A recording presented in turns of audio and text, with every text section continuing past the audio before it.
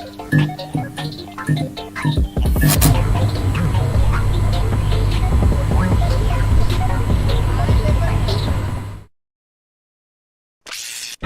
fully charged. Launch ready for WWE Aftershock in 3, 2, 1. World Wrestling Entertainment Discussion is live. Cue host Owen Finch. Hey, what's up, everybody? Welcome to WWE Aftershock Live. I'm actually live on my channel for the first time in like years. YouTube likes me again. They did not let me go live on this channel specifically, I should say, for the longest time, which sucked because this was the channel I used the most out of anyone, and this is the channel that I needed to be live for and stuff. But this is going to be a huge benefit now because we're not going to have issues like we had with the Royal Rumble where the video comes out like 2 days later now and stuff, which I'm really happy about. Not taking shots or anything like that. It just kind of is what it is. So YouTube likes me again. I'm going to keep it that way. I'm not going to speak bad about YouTube anymore. So that way I can keep going live. So yeah, I'm Owen the Birdman Finch, the host of this greatest WWE podcast out there that just strictly focuses on WWE, nothing else. So I'm probably the only one that just strictly focuses on the E. So, but I'm here with the man that became a paper champion at the Royal Rumble because the one title defense he had in like months, he lost. And I think it was a pretty bad like destruction. Like I don't think you really got much of your predictions correct or anything. No, I didn't. It was a pretty embarrassing title defense. Well, it's not as embarrassing because I held it since August and nothing happened. Yeah, not as embarrassing as my title defense on that SmackDown where I put the belt on the line. So at least you don't have the most embarrassing title defense out there. But I'm here with Chris Starr, the guy who has the second most embarrassing title defense ever. What do you got? What's going on? At least I didn't put my title on the line on the last 5 minutes of SmackDown and lose. Yeah, so that was bad. I'll never do that again. Mainly because I don't really do live reactions anymore. So, but yeah, we're gonna talk about everything that's going on in WWE since post Rumble. We're gonna preview Elimination Chamber. We're going to talk about other things that's happened in WWE since the Chamber. We're going to talk about NXT stuff, and we're going to talk about the video game coming out because the roster has been announced, so we want to make sure we talk about that. That's why I pinned the roster article in the chat, so that way I'd have access to it. So let's preview Elimination Chamber. This is probably like the most I've been excited for like a B pay-per-view. I guess it hasn't been that long. I guess the last one was like Extreme Rules. That show was pretty hype. But I haven't been excited for like a pay-per-view like in between WrestleMania and like the Royal Rumble, and I don't even know how long, to be honest, because typically like in the Vince era, I know I make a lot of that comparison a lot, but I don't think that's gonna stop until like once Triple H we've really seen his booking like for like a full calendar year and all that type of stuff. But in the Vince era, he typically really didn't care all that much about the pay-per-view that was in between Royal Rumble and WrestleMania. I remember now, by the way, I think the last one that I was excited about before Mania, it's been this long, was Elimination Chamber 2014, because that was a pretty hype. And they had like 2 matches that were like WrestleMania quality matches on that show. Here, like every match on this show, it's basically a match you would see at like a WrestleMania or a main event, like any pay-per-view ever. So it's like this show's like really hyped. And obviously I'm hyped because of them. What should be the main event pretty much. Like I'm really excited for this pay-per-view and I can't wait to talk about and all that type of stuff. How are you feeling about this pay-per-view? I'm freaking hyped. Like you said, it's like out of the big 4, obviously I'm hyped for all the big 4s. Even like Survivor Series has been watered down a lot over the years, but this is the biggest B show pay-per-view I've been excited for in forever. I'm usually pretty excited to watch any WWE pay-per-view just because it's a PLE, premium live event now. Yeah, I can't say that anymore. The this is probably the most hyped I've been for a PLE in forever. And I can't even tell you the last time. Probably since the Shield's last pay-per-view together. Oh yeah, that was a big one too. Yeah. This Extreme Rules 2018. I say I assume you mean like the their last pay-per-view together, like in the first one is the Shield. Yeah, is that the one before the Moxley left, not their like final chapter thing that they had. Yeah, but their last official pay-per-view match, that 6-man tag against Corbin's friends. Yeah, not his friends anymore. The non-friends, but this is the most hyped I've been since then. Yeah, exciting! I can't wait. Yeah, let's start talking about. Let's break down some of these matches here and talk about how they've happened. We're basically going to be doing a retro, except no pay-per-view review. So, how I'm going to do this is I'm going to read the thing in order as it is on Wikipedia. Number 3 on Wikipedia we're going to talk about last because that's obviously going to be the main event. I think they have it announced as like on Wikipedia, like how the matches were announced and stuff. So number 3 we'll talk about last. I think you know what number 3 is. That's the big match. Yeah. So yeah, like I said, all these matches could take place in the main event of like Raw premium live event or like even a main event of WrestleMania. So it's pretty cool that they're all on this show. There's only 5 matches announced, which makes sense because 2 of them are the Elimination Chamber matches. Elimination Chamber matches typically take like a half hour and stuff anyways. I don't know if they'll add another match to like the pay-per-view. I can't really think of one that they wouldn't add to the pay-per-view. I could see them adding like a match with Becky Lynch or something on this show. I could see a segment happening on this show with somebody. But I really don't know what's going to happen there. But yeah, as far as I think the 5 that are on there right now, I think are the 5 that we're going to get. Yeah. So let's go through the matches. One of the matches that I can't believe has actually happened, I thought they would have put it off to WrestleMania, is Bobby Lashley versus Brock Lesnar. It makes sense why this match is happening because Brock Lesnar lives in Montreal. Well, not in Montreal, but he lives in Canada. He lives in this area. So it makes sense. It's not that far of a travel for him. So it makes sense that he make an appearance on this pay-per-view. I expect, even though he's not a hometown guy or anything like that, since he lives in the area, he'll probably get a pretty big reaction than he normally would. And this obviously, they've been feuding obviously for a while. This is the rubber match. They've had 2 matches where they've each won. Bobby Lashley won at the Royal Rumble last year, and Brock Lesnar won at Crown Jewel last year. So this is like the rubber match. And originally, I was thinking that they were going to do a non-finish and do another match at Mania, but I actually think this is going to be the last match. I say that because on SmackDown last night, Bray Wyatt and Uncle Howdy called out either whoever wins this match pretty much between Brock Lesnar and Bobby Lashley. So that definitely adds intrigue to the match. Which I think is really cool that like Bray Wyatt's gimmick has like gotten over to the point where he can have a match with one of these guys. But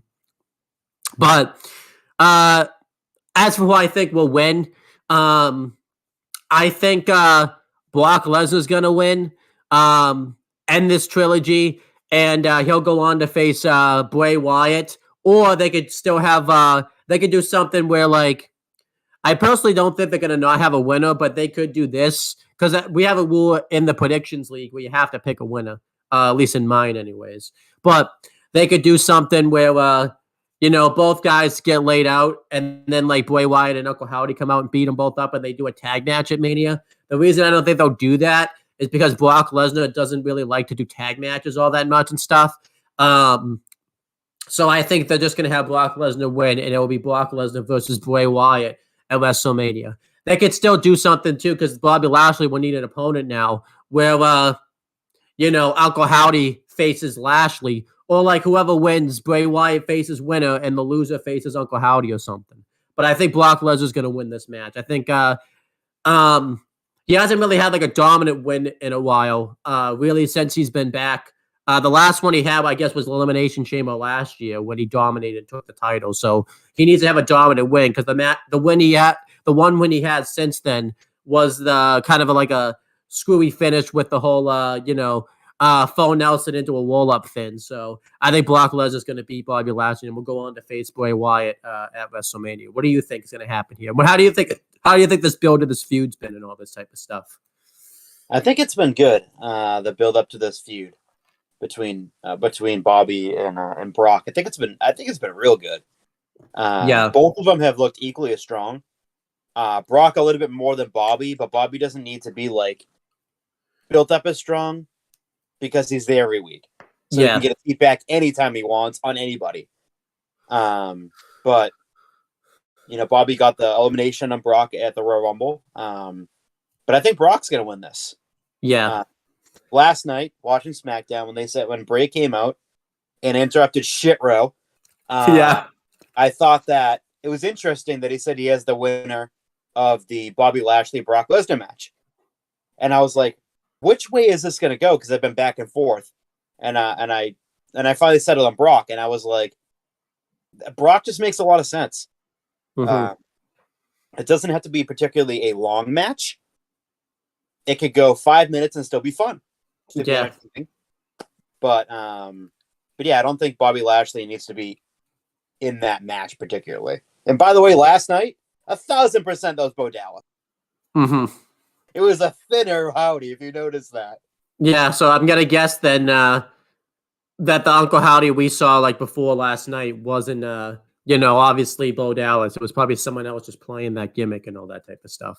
Because the Sister Abigail that he's been dishing out looks different. Yeah, from like the different Howdies that have portrayed him. But again, too, it's not like Bobby Lashley will be hurt from this loss either because they've been doing. He can go back. I do kind of like because this match was originally rumored for Mania, and Triple H isn't changing the Mania code like on a whim or anything like that. He is booking the Mania code. He's not making it predictable because typically months in advance when the Mania code gets leaked out and stuff, it typically happens, but he's actually changed the Mania code, but he hasn't like changed it in a way where it doesn't make any sense or anything like that. Like had like Roman Reigns face like because that would be pretty good. What's his name? Face Top Dollar for the WWE Undisputed Universal Championship. Like that significant of a change type of thing. So, but anyhow, going through. But yeah, that's our prediction for that match. Next, we have a mixed tag team match on the show. It's going to be Edge and Beth Phoenix versus Finn Balor and Rhea Ripley, who will be representing Judgment Day. Obviously, this match makes all the sense in the world. This is, Edge's first match back. Well, at least in like a actual capacity since the I Quit match at Extreme Rules. Edge and Beth Phoenix have been really going after Judgment Day after what happened on that show where Beth Phoenix was taken out and Edge had to say I quit and everything like that. I think this match is going to rule, honestly. I really like it. I think this match will be better than the mixed tag team match that Edge and Beth had at the Rumble because this time around, both members on this team can work, which is great. And, this match makes a whole lot of sense and everything like that. They've been doing things where Edge and Beth Phoenix got the upper hand on Judgment Day, and the same things happen on this past week's Raw and stuff like that. So, really looking forward to it. As for I think we'll win this match. This match really could go either way because I think no matter what, the match at Mania is going to be Edge and Finn Balor. And I think they're going to give this win to Judgment Day due to the fact that they want to probably give Rhea Ripley a big win before she goes on to face Charlotte Flair for the SmackDown Women's belt at WrestleMania. And I just think there's no reason for the storyline to continue if Edge and Beth Phoenix get the win here. I think they should have Edge finally get his big revenge at Mania by beating Finn Balor. I feel like there's really no sense of this feud to continue if Edge and Beth Phoenix just get the win here. What do you think? I think Edge and Beth are gonna win because I think they need their heat back from Extreme Rules. It could go either way, but I'm gonna go Edge and Beth. Okay. Now we have the two chamber matches that will be taking place on this show. The first one is the women's one. I don't know which one will like be like a higher position on the card. I don't know if it would be the women's one or the men's one because they're both pretty significant. And the women's one sets up like the women's title match on Raw, but the men's one, like the U.S. title, has been like the title on Raw to fight over since they haven't had the Universal title or the WWE title or anything like that. But we're gonna talk about the women's one first, just because that's the next thing that's listed.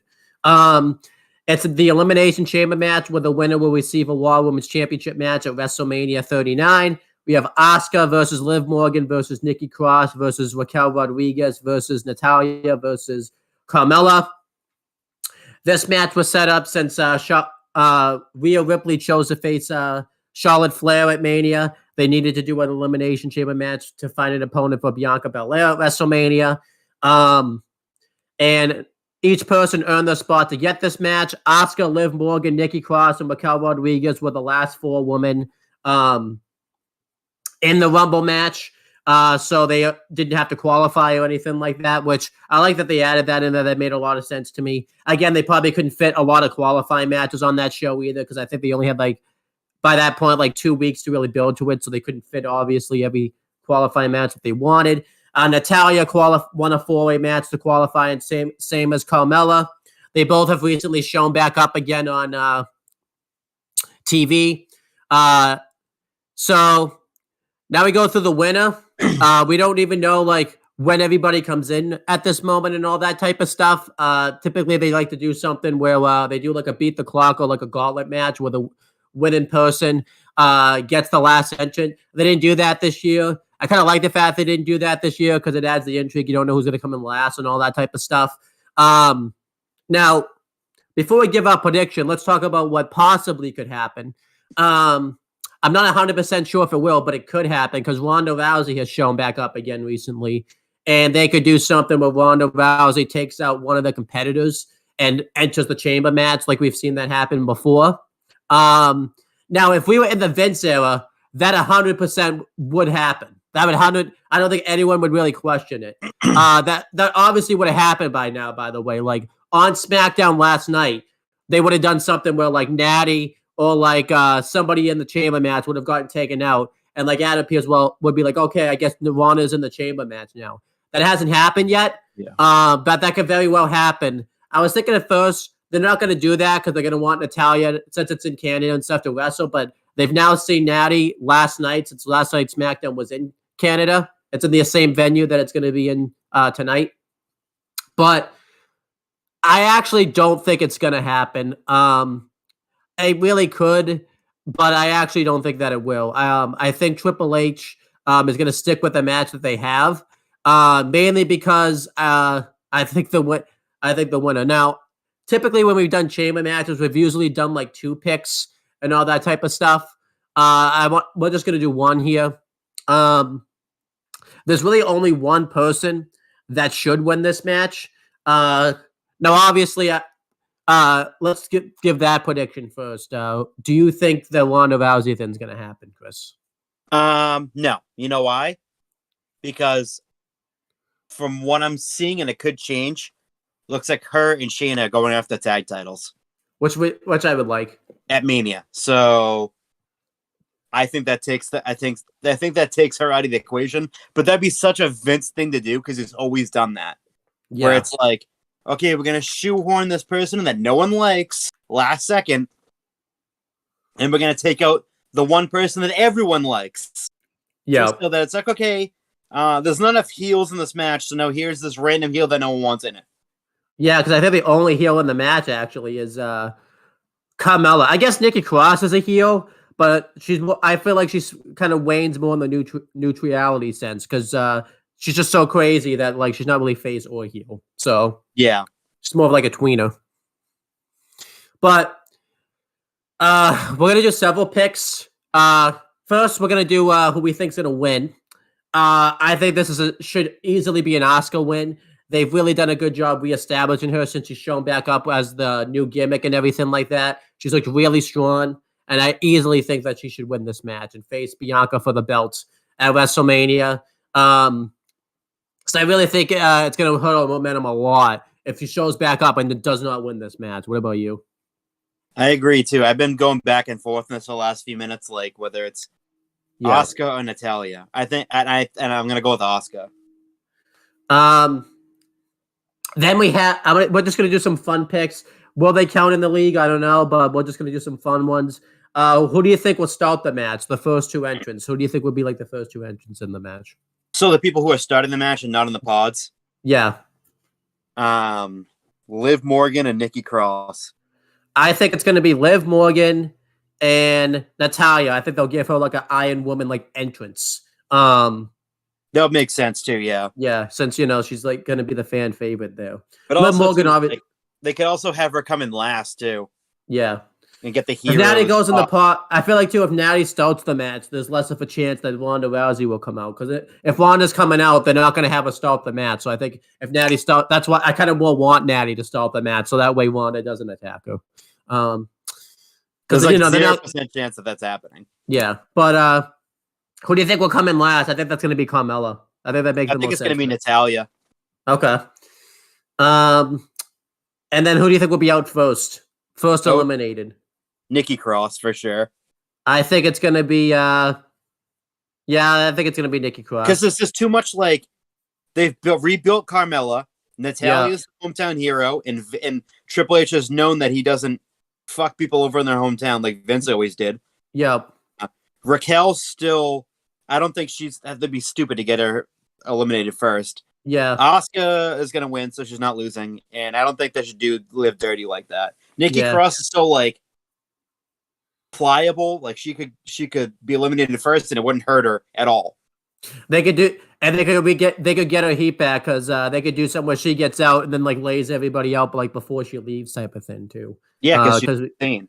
Yeah, because I could see something where like Carmella gets like a dirty win to get somebody out first, and then she's like out afterwards type of thing. Who do you think will be like the last person eliminated before the winner? I think it's going to be Liv. I think Liv will last the whole time.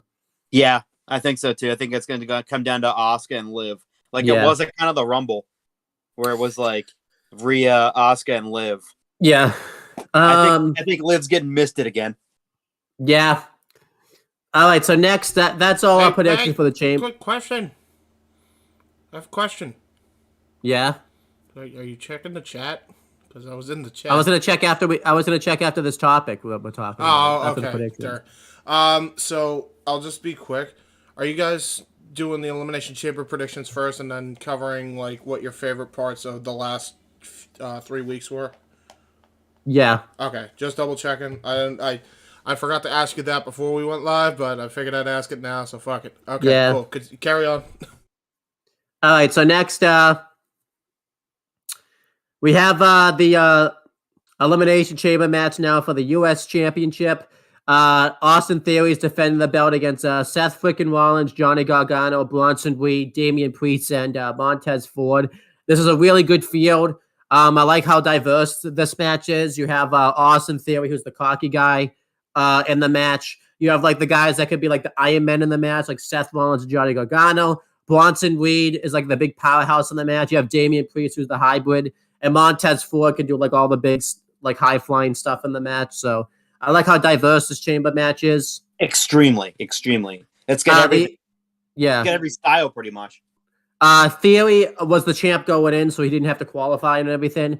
Everybody else had to qualify. Rollins qualified by beating Chad Gable. Gargano qualified by beating Baron Corbin. Reed qualified by beating Ziggler. Priest qualified by beating Angelo Dawkins, and Montez Ford qualified by beating Elias. Everybody just has looked really good going into the match. And we're gonna do the same picks and stuff like that. I think it's gonna be an Austin Theory title retention. It's gonna be a really good title retention in his belt that he beat like the top 5 like names on Raw for the title before he faces John Cena at Mania. I think this would be a really good victory for him. So what do you think? This is something that like I've gone back and forth on because I was between him and Seth, but I'm gonna go Theory in this one too. I feel like this would be like the perfect way for him to go into a feud with John. Like the absolute perfect way. Coming off strong, beating, Seth, Johnny, Bronson, Damian Priest, and Montez Ford. Like it's like it would be like the epitome of a push going into WrestleMania season. And especially if he beats Seth Rollins. I mean, that's probably like the biggest one of the bunch. If he going down to it, I think it's going to be those two in the final. Well, the only reason I don't think Rollins is winning too is his Mania match. It's obvious he's facing Logan Paul at WrestleMania, because he's been calling him out when he's done like interviews and stuff like that. Obviously, it's a work. I think a lot of people think it's 100%. Real. 100% work. Because you know why? Seth is the babyface and Logan's the heel. Clearly. Yeah. But I don't think they need the belt for that match. I don't think they're gonna do anything where Logan Paul shows up and like costs him the match though. I just think Rollins will lose, and then like Logan Paul would just show back up again. But yeah, I think Theory's gonna retain the championship here. There's no reason to take the title off him. We're gonna make the same picks. I think the first two that should start the match. This is the one I want. I want it to be Rollins or Gargano. I just want to see them. I want to see those two go at it. At least for like 5 minutes. I want a full pay-per-view match between them someday, but I want to see Seth Rollins and Gargano go at it, even if it's for a very short time. What about you? I would. It's either. I'm gonna. Oh man, this is tough. I would say Seth and Montez Ford. Okay, that'd be a good one too. Some crazy shit going on there between those two before the pods start to open up. And then that's for the last entrant. I think it really could be any of these guys. I'm trying to think of who that would be. I think it's going to be... I think the last entrant will be like Damian Priest. I was thinking Bronson Reed, but I think Damian Priest will be the last entrant because it would fit his gimmick with like the Judgment Day thing and all that type of stuff. So I think when Bronson Reed comes out, he'll have like a big destruction spot and stuff. I think when Priest comes out, he'll kind of like be a bit more opportunistic. They could give it to like Theory, but Theory's kind of moved away from that gimmick recently. I think like if I was booking this match, I would have like the first like 4 competitors be like Rollins and Gargano or Rollins and Ford. Then like Gargano or Ford come in, then like Theory, and then I would have like Priest, like Bronson Reed come in and fill that spot where he just destroys it. I think Priest should be the last guy in. I think that's the best outcome. What about you? I think I don't again like you said like that's not Theory's gimmick anymore. So I don't think Theory's going to be last in. If it was Vince's era, he would have been. Oh, if Vince's era, he would have been, and he would still have the same gimmick, and he would have come in and sneakily eliminated like Seth Rollins or something or Johnny. But I think it's going to be Bronson, just because I feel like Bronson Reed's going to come in. I think Priest is going to be second to last. I think Priest is going to come in, dominate everyone, and then boom, the two big guys go at it for a little while. Yeah. I wonder if this will be one of those matches where all the competitors will be in before someone gets eliminated, because we've seen them do that before. And I think the women's one won't be that case. I think someone will get out in that one, but I think in this one, all the competitors should at least be in the match before someone gets eliminated, because it feels like that should be one of those matches. I feel like all of them should be in the men's one. Whereas I think like Nikki Cross is probably getting eliminated within the first like 2 minutes of the match or 3 minutes of the match. Yeah. As for who do you think will be eliminated like first in this match? I hate to say it. I think it's probably going to be Montez Ford by just because I think it won't hurt him, because I think he'll have such a good performance anyways in the match where we'll be thinking, wow, for like a guy that's mainly a tag team guy, he had a really good performance. And I think the way he can get out too is like, so I expect he's going to hit like that frog splash off one of the pods, and like he should like immediately go into like a stomp or like a Theory's finish or the A-Town Downtown finisher or the tsunami or whatever. Yeah, I think Montez Ford will be out first. Who do you think will be out first? This hurts me quite a bit to say this, but because I'm such a massive fan of Montez Ford. I'm a huge Montez Ford fan.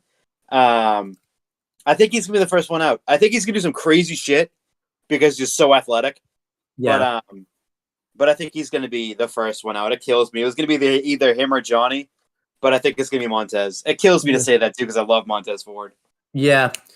And I think we kind of said it. The last guy, Rollins is clearly going to be the last, like one of the last two in there, just because it wouldn't make any. They could swerve us and make Gargano the last guy, but I think it's easily going to be Rollins, just because Rollins is basically the face of Raw and everything like that. So it's easily going to be Rollins as like one of the last two. It just wouldn't make any sense for Seth to be eliminated first or eliminated anywhere else but last. Yeah, but let's get to one of the reasons where he.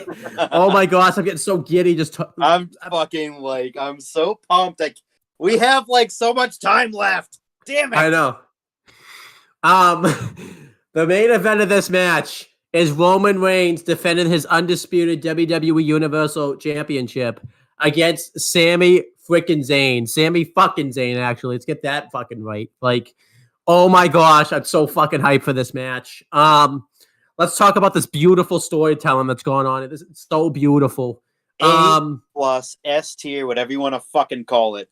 Yeah. So on SmackDown, like after the Rumble, Roman Reigns came out, and I never thought they would have not have gone back to this in the Vince era, where Roman Reigns said, "What I saw in Sami Zayn's eyes was greed." I did not even expect that they were going to put up like what Roman Reigns saw in Sami Zayn's eyes, and yeah, like Roman Reigns was just looking like an asshole there, and like Sami Zayn like attacked him on SmackDown, wanted the belt, and just so much intrigue in this match. We didn't see Jey Uso for like a week, and then he turned back up again, like to defend the SmackDown tag belts. Got a massive pop.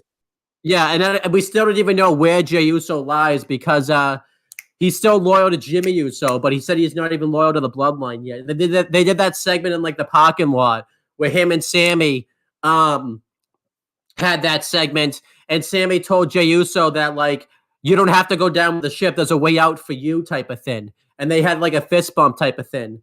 And I remember they had that conversation where the Usos were talking even before that.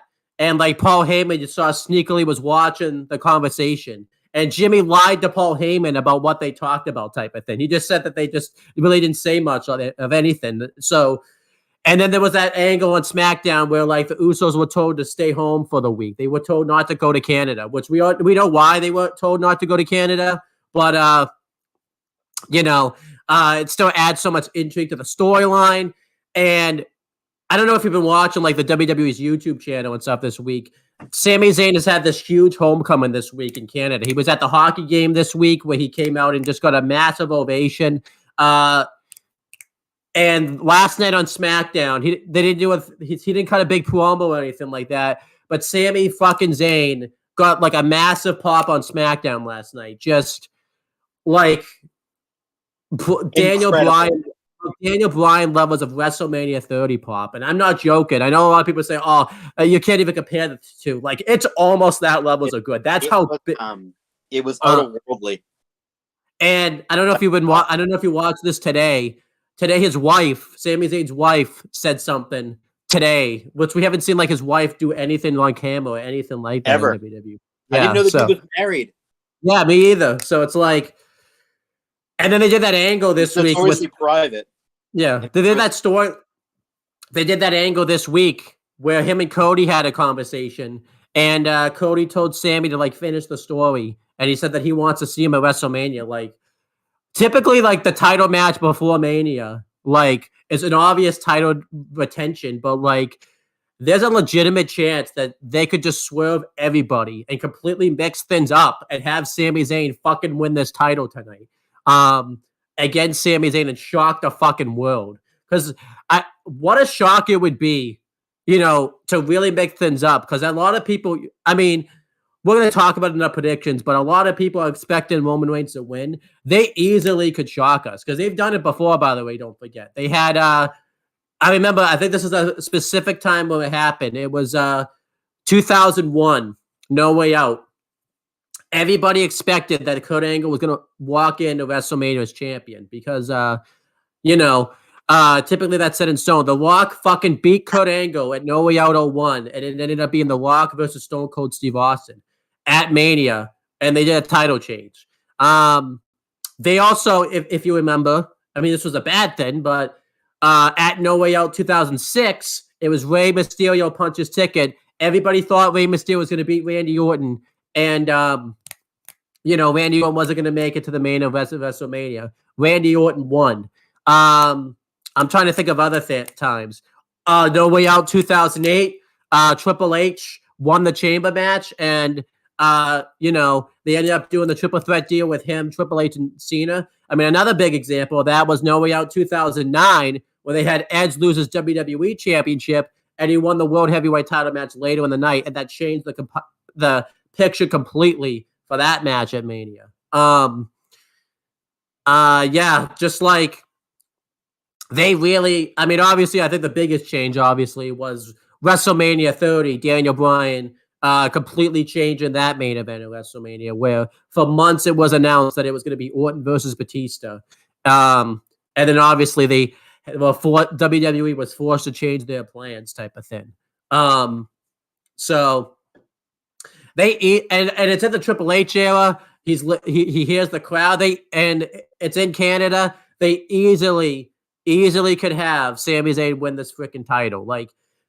And just imagine how the buzz that would happen if Sami Zayn won the belt from Roman, broke Roman Reigns' long title reign right before WrestleMania. That not only elevates Sami Zayn, that elevates like the B pay-per-view before Mania, where everyone's like, okay, you have to pay attention to this B pay-per-view. Like, they really have a chance to do something here, do something huge. And just the pop that's it, like, Cody will get a pretty big pop if he does it. The pop that Sami would get, if he does it here, would be fucking outstanding. Daniel Bryan, WrestleMania 30, I don't even know who could touch that. But before we give up predictions, like, what do you think of this feud? Because I feel like we can't do the predictions of the feud. Like, this fucking feud's awesome. This has been the best build-up for, like, a storyline that I've seen in years. Yeah.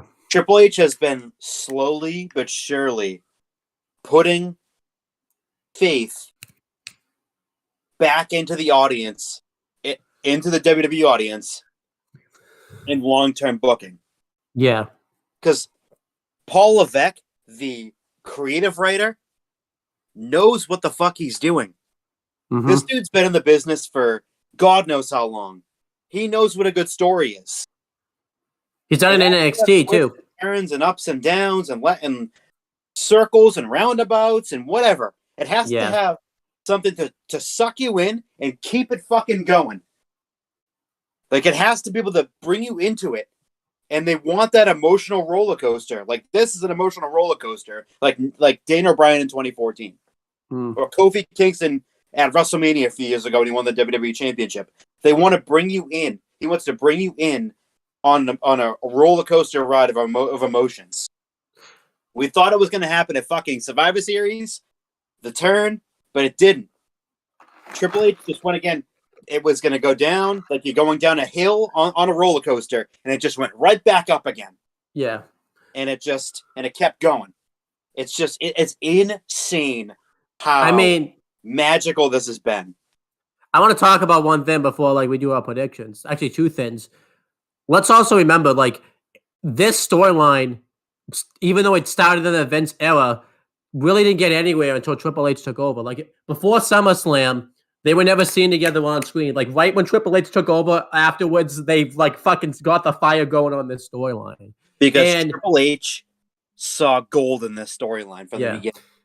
And don't forget too, I'm pretty sure this storyline was supposed to end, going into not maybe going into Crown Jewel, but they were gonna end this storyline earlier than they did. But Triple H saw it was getting so popular, he fucking extended the storyline longer than I think it was Survivor Series. I think he was supposed to turn on Sami at Survivor Series or get turned on at Survivor Series. Yeah. Either way, but I think it was supposed to end at Survivor Series.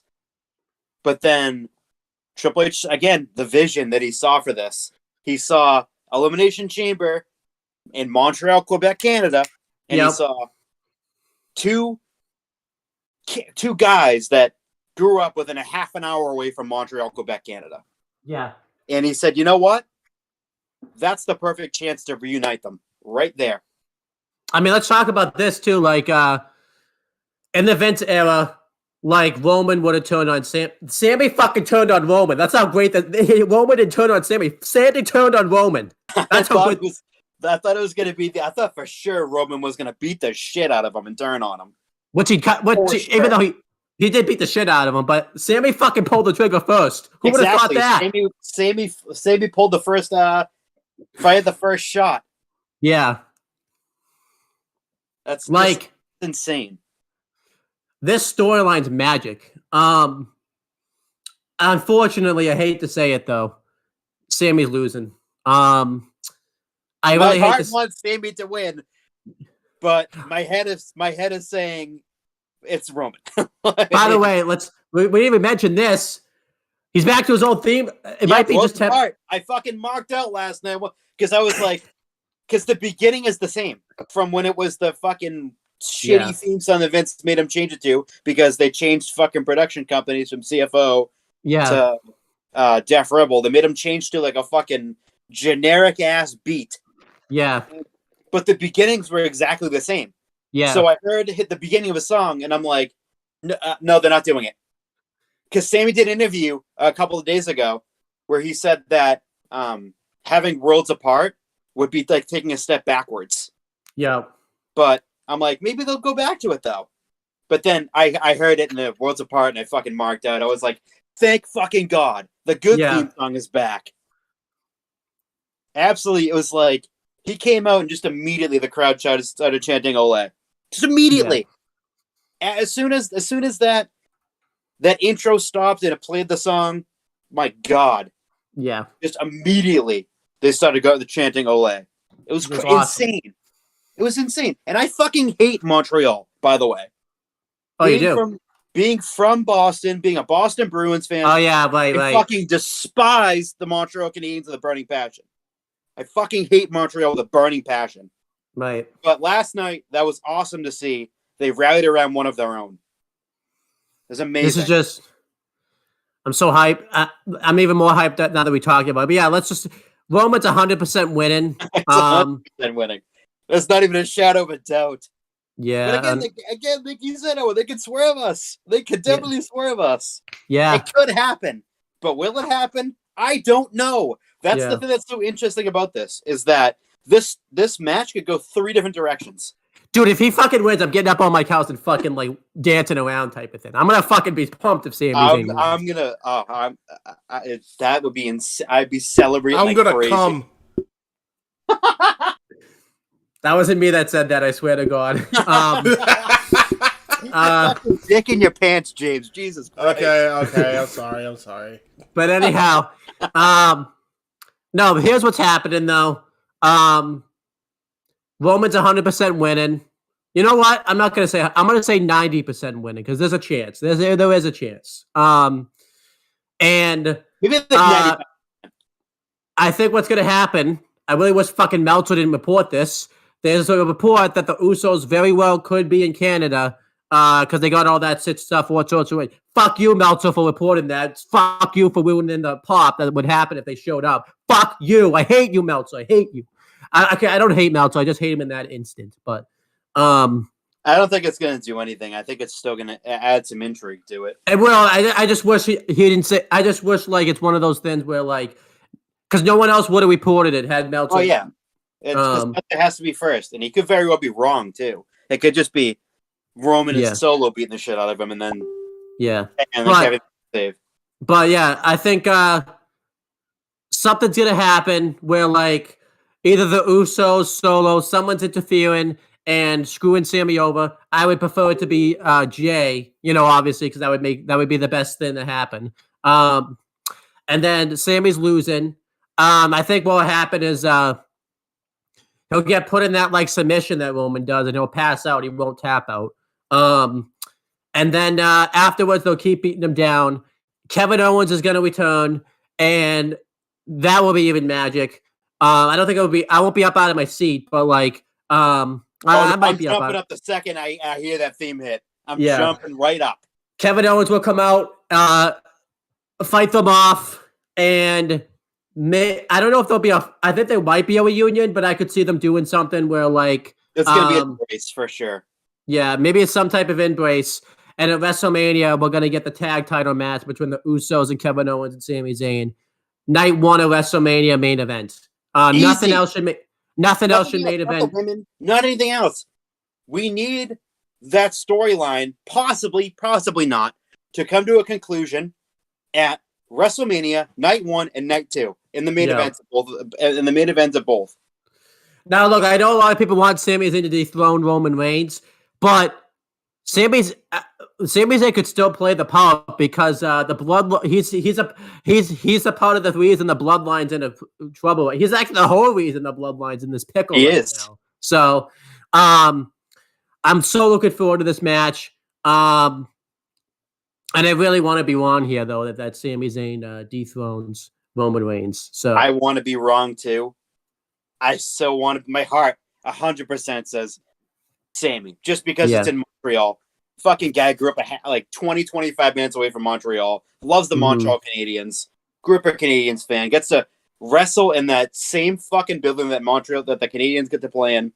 Yeah. And for the biggest prize in all of wrestling, the WWE Undisputed Universal Championship. A title that we thought he would never get in WWE or even sniff in WWE. And he gets to have that opportunity to fucking night. I'm so fucking pumped. I'm so happy for him and I can't wait. So that's Elimination Chamber predictions. I'm really excited for this show. And I can't wait for it. There's nothing really in the chat. The only thing that is that question that James asked like a little earlier about like what's going on and for the format of this show and that type of stuff. But since James went on and said it anyways, there's no reason for me to read it. So there you go. But yeah, so anything else Elimination Chamber related you want to talk about before we move on to other things that's been going on in the main roster since the Royal Rumble and all that type of stuff? I'm just fucking excited. Yeah, me too. I'm like smiling right now. You can't see it, but I'm like just talking about it gets me giddy. Yeah. I just can't fucking wait because I know that whatever happens in the post-match is going to make WrestleMania. Yeah. It's going to make WrestleMania must-see. Yeah. Yeah, let's talk about some other things that's been going on the main roster. I really wanted to talk about this, as I told you earlier this week. I want to talk about that cage match between Becky Lynch and Bayley. There's a specific reason I want to talk about it. Well, the match was a banger. I'll just talk about that. But there's another reason I want to talk about it. Not a shocker, really. Yeah. So, we talked about it 2 Aftershock Corner Extras ago.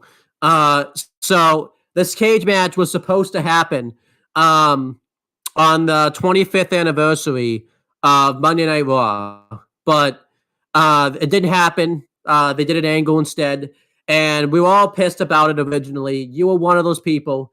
But then we found out the next day that the reason the match didn't happen was because the Bloodline, the trial of Sami Zayn went on, and they had to basically cut that segment.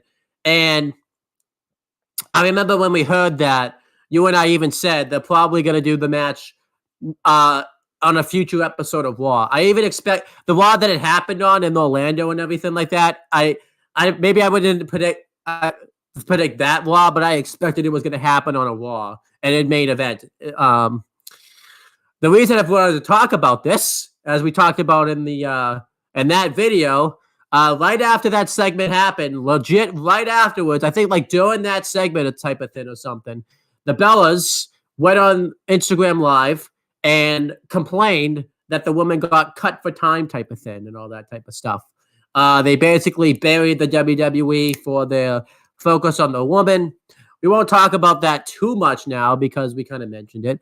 They ended up being idiots. But the reason I want to talk about this cage match is because now they look even stupider.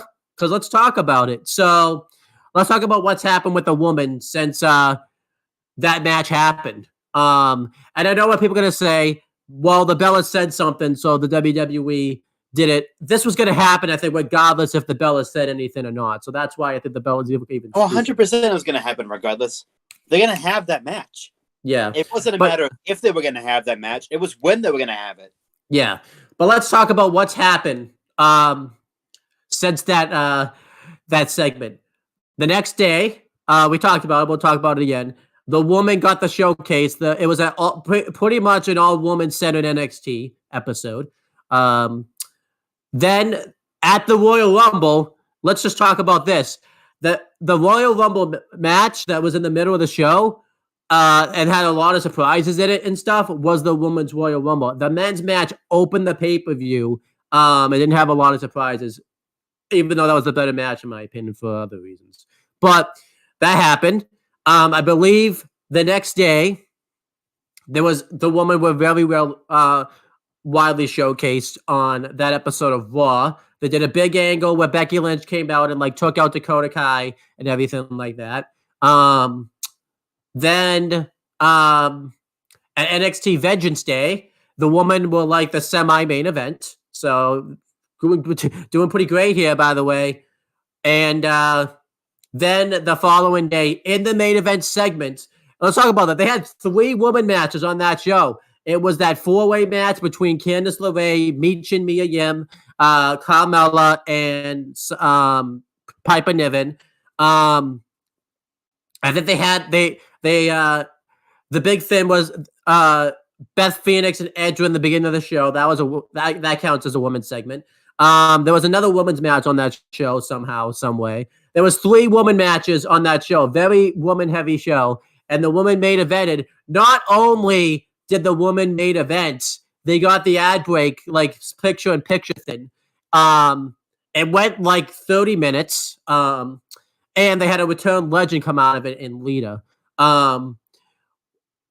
So WWE more than made up for it. And it's to the point where Brie Bella, I think, went on I forget the name of the show. I think it's Tamarind Hall. It's that same interview show that Mandy Rose went on when she like had her first interview after being released by WWE and things like that. But the Brie Bella went on it because the person that hosts that interview or that show, anyways, saw what thought there was a women's injustice going on in WWE. The WWE made up for it to a point where I don't think that interview ever aired. There was a clip that came out of it, but the interview itself, I don't think it ever aired because WWE made up for it so well. They would have looked stupid, even stupider if that interview aired. And I'm pretty sure the cage match had already happened by that point or something. Or I'm pretty sure not the cage match, but like they announced the cage match was going to main event, so they couldn't even air that interview. So I just want this to be a lesson here to people that maybe don't jump the gun and say that type of stuff until you see more information that comes out about it. I mean, did you jump the gun maybe a little bit, Chris? Yeah, but you didn't go on like a live podcast or anything like that. You had said it in a private chat. The Bellas went on a live Instagram thing and said something. And of all people to talk, by the way, the Bellas were not one to talk. Let's also talk about USA Network was advertising Nikki Bella's crappy reality show where she was having a wedding thing in like 4 weeks.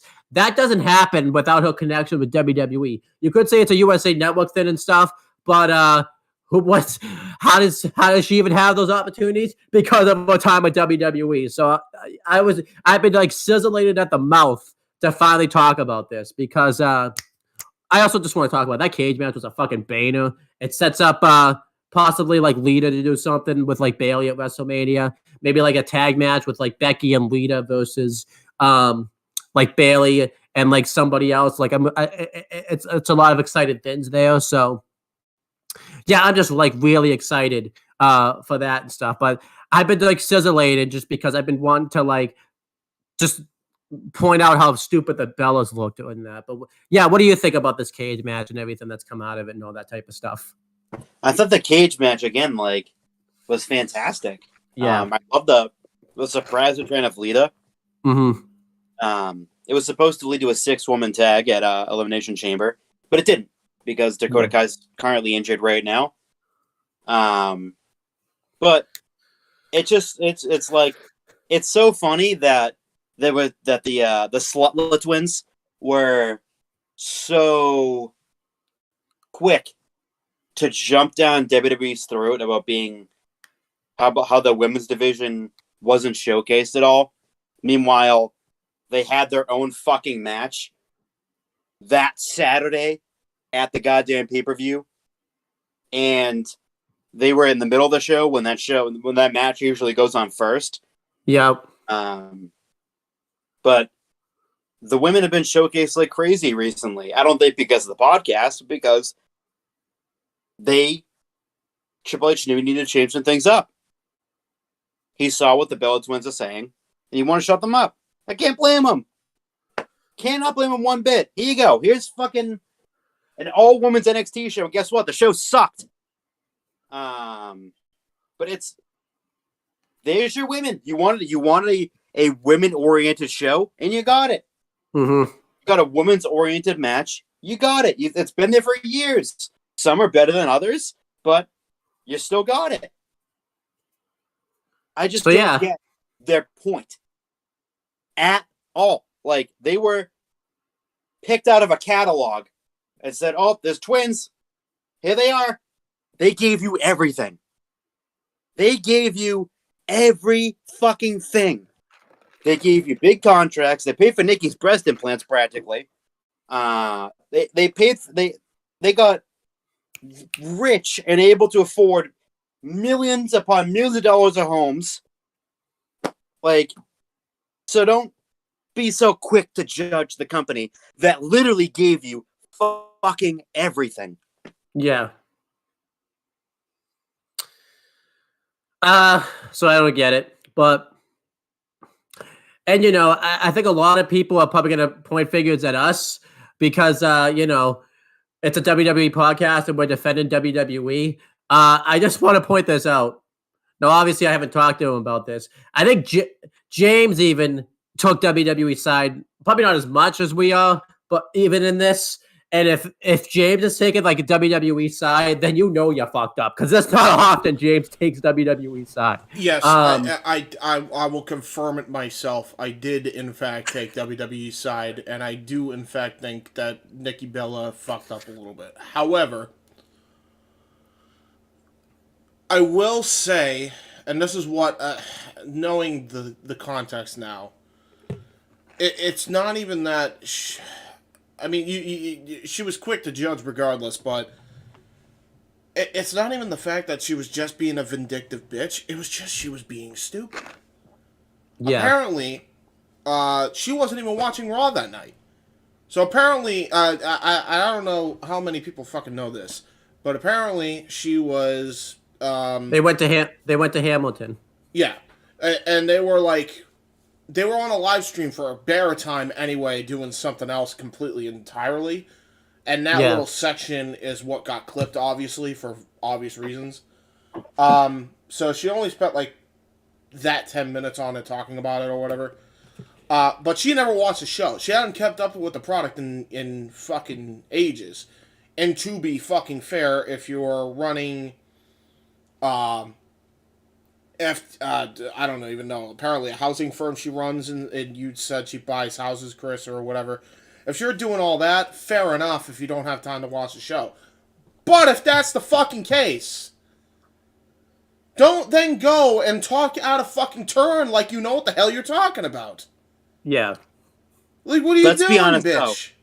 Though, Nikki's never been the brightest of the two. No, clearly not. And you could tell. And by the way, I love that Nikki was the one who was talking all sorts of shit, but you notice Brie kept her fucking mouth shut about the whole goddamn thing. Didn't say a word. Didn't say a word. Now, to be fair, I forget what she exactly said. She deserved to be criticized for it. I think the hate is legitimate for the Bellas within the industry. I don't think it's all justified because she's even going to say I don't get why I always get hate. I get why I got hate in that instance, but even then, I'm spending time talking about WWE in 10 minutes. Yeah, that's a bit toxic too. But that's fair. Wouldn't have fucking happened if you just fucking watched the product. And if you didn't watch the product and don't have time to watch the product, don't fucking talk about said product. Like what that's the fair. fuck's going on. So yeah, next, now Becky and Bayley. I'll just mention this because you forgot to mention it. I had a triple threat with Bianca recently where they won the women's match, would have been a 7-person match. They both didn't win. But they're clearly going to continue this feud somehow between Becky Lynch and Bayley. I'm not really sure how. They might do that 6-woman tag that you talked about, Chris, at Mania. If Dakota Kai is able to get fully recovered now and stuff like that. Maybe they'll do like a tag title match where it's like Ronda and Shayna versus Becky and Lita versus Damage Control. I don't really think that's a wise idea just because then what do you do with Bayley? And I think Becky and Lita are too, I don't want to say too good, but I feel like just wasting them in a tag title match like that. It's kind of a waste of everybody involved. So we'll have to wait and see what happens with that. They could do something. 6-woman should happen at SummerSlam. Yeah. Just because there's too much going on right now, WrestleMania season, and just to throw them on a random episode of Raw wouldn't make any sense. They're too good. Yeah. They're too like good for that, and like not too good for that, but like they're legends. They deserve to be showcased on a pay-per-view instead of just a random episode of Raw, just to fit them in. Yeah. Other things that's been going on Raw, I really can't think of anything else that's like not Elimination Chamber related, because mainly everything on Raw I think has been Elimination Chamber related for the most part. I really can't think of anything else on Raw anyways, because I wanted to stick with like Raw. A few little things, I guess. They put maximum male models on Raw, and they're doing a storyline right now where they're trying to recruit Otis, which has been pretty funny. They could very well have Otis join up with maximum male models. It really wouldn't make much sense to me because he's not really that type of thin, but maybe that would be the funny thing about it. But I would prefer that he just turns them down and they turn maybe like Otis Alpha Academy babyface out of it. And they just go up against like maximum male models on like an episode of Raw and beat them. Just because I really don't think there's a reason to break up like Alpha Academy. And this is also a chance to turn Alpha Academy babyface because I think it'd be something different for them. But what do you think about that?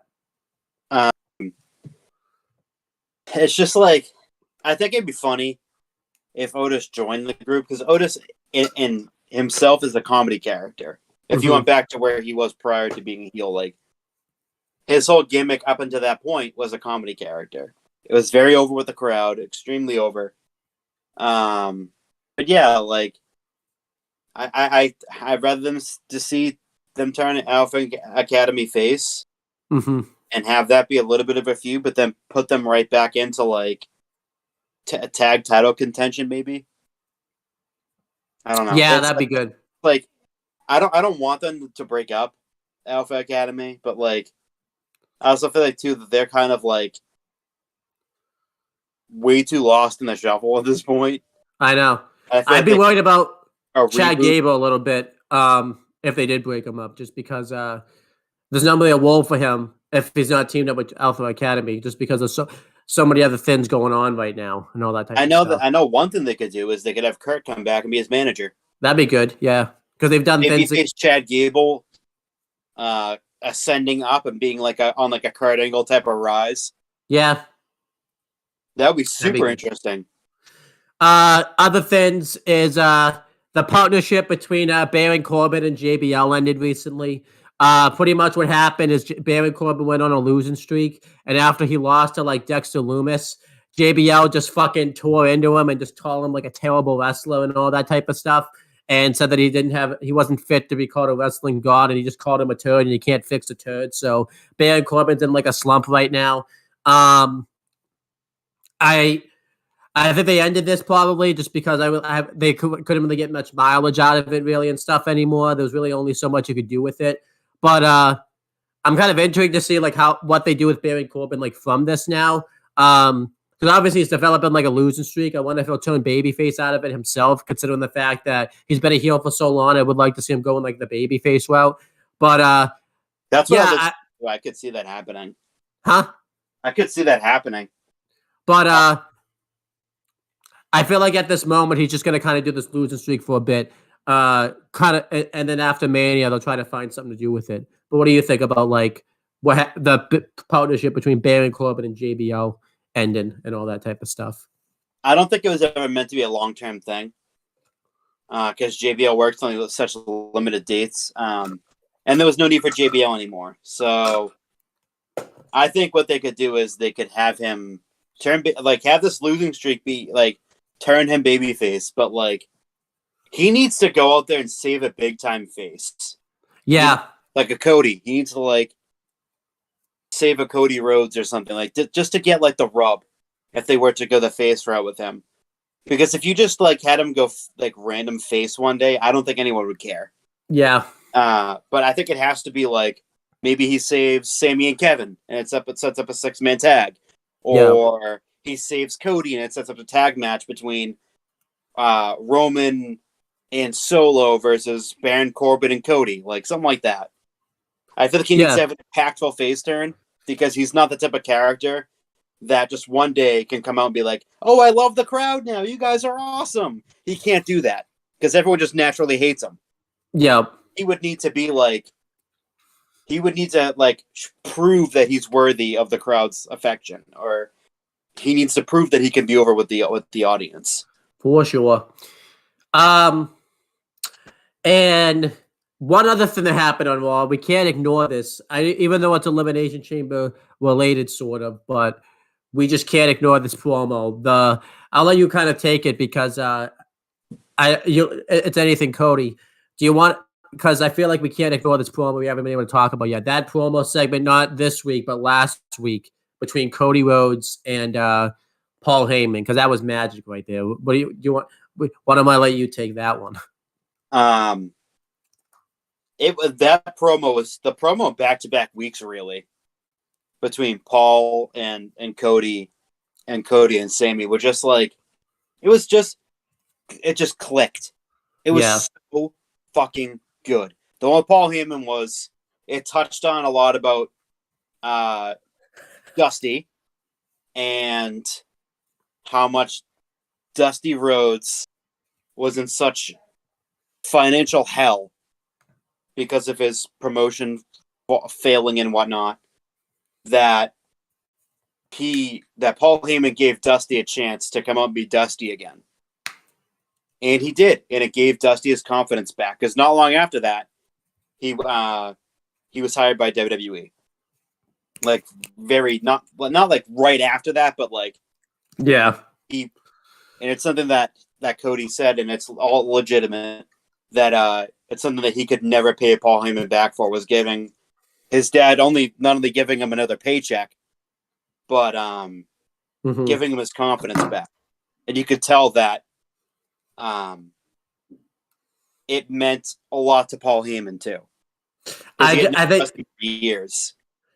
Before you continue, I think the biggest thing we should talk about is after Cody mentions that, like, Paul Heyman never really gets frustrated when he's out there on the mic. Like, Heyman legitimately got emotional, and like he was still able to deliver his promos well. But you could tell like that took Heyman aback when Cody mentioned all that type of stuff and everything like that. Like, it absolutely did, because of the respect that Paul Heyman has for Dusty, because he knew Dusty since he was a fucking young kid in the industry. Yeah, and that respect that he has for Dusty is so up on a pedestal. And he kind of brought up how Dusty legitimately trained every top star, for the most part, that's in WWE right now. I'm not kidding. Like, most of the women, Seth Rollins and Roman, he trained all of them. Every single one of them. And the one thing that he said, which pissed Cody off to the max, and it pissed me off too, is that he said that even though you're Dusty Rhodes' son, Roman Reigns is the son that Dusty always wanted. And you could that was just like the mic drop, and it's like the oh shit moment, because I thought that Cody was going to rip him limb from limb at that point. That was just it was so good, so impactful, and a really good history lesson, and really just an emotional segment that both of them started to tear up a little bit, and you could tell just the impact that Dusty Rhodes had on the both of them. Obviously, being Cody's father, and the fact that Paul Heyman knew him since he was a kid. Yeah, it was just insane. Like, the only thing I really like about that promo was obviously I thought they had like jumped the gun a little bit, because obviously it was like 2 weeks before Chamber and everything like that. But they fixed that easily when they had Sammy come out like this week and do the promo. So I thought that fixed it. But other than that, like, it was just an all-time promo and just a hell of a thing. The only thing that will suck in the promo is if Cody loses at Mania, if it's Roman that faces him for the belt, because that promo will lose all impact if Cody does not win the belt. He needs to win the belt at Mania. Yeah. But obviously that's if Roman goes in as champion. So, yeah, that promo was just really good. Like, this past like month, really, since the post Royal Rumble, we've just seen all-time great promos. We had the one with, Cody and Paul. We've had the one with Sammy and Paul on SmackDown later that week, and then we had the one this week with Cody and Sammy.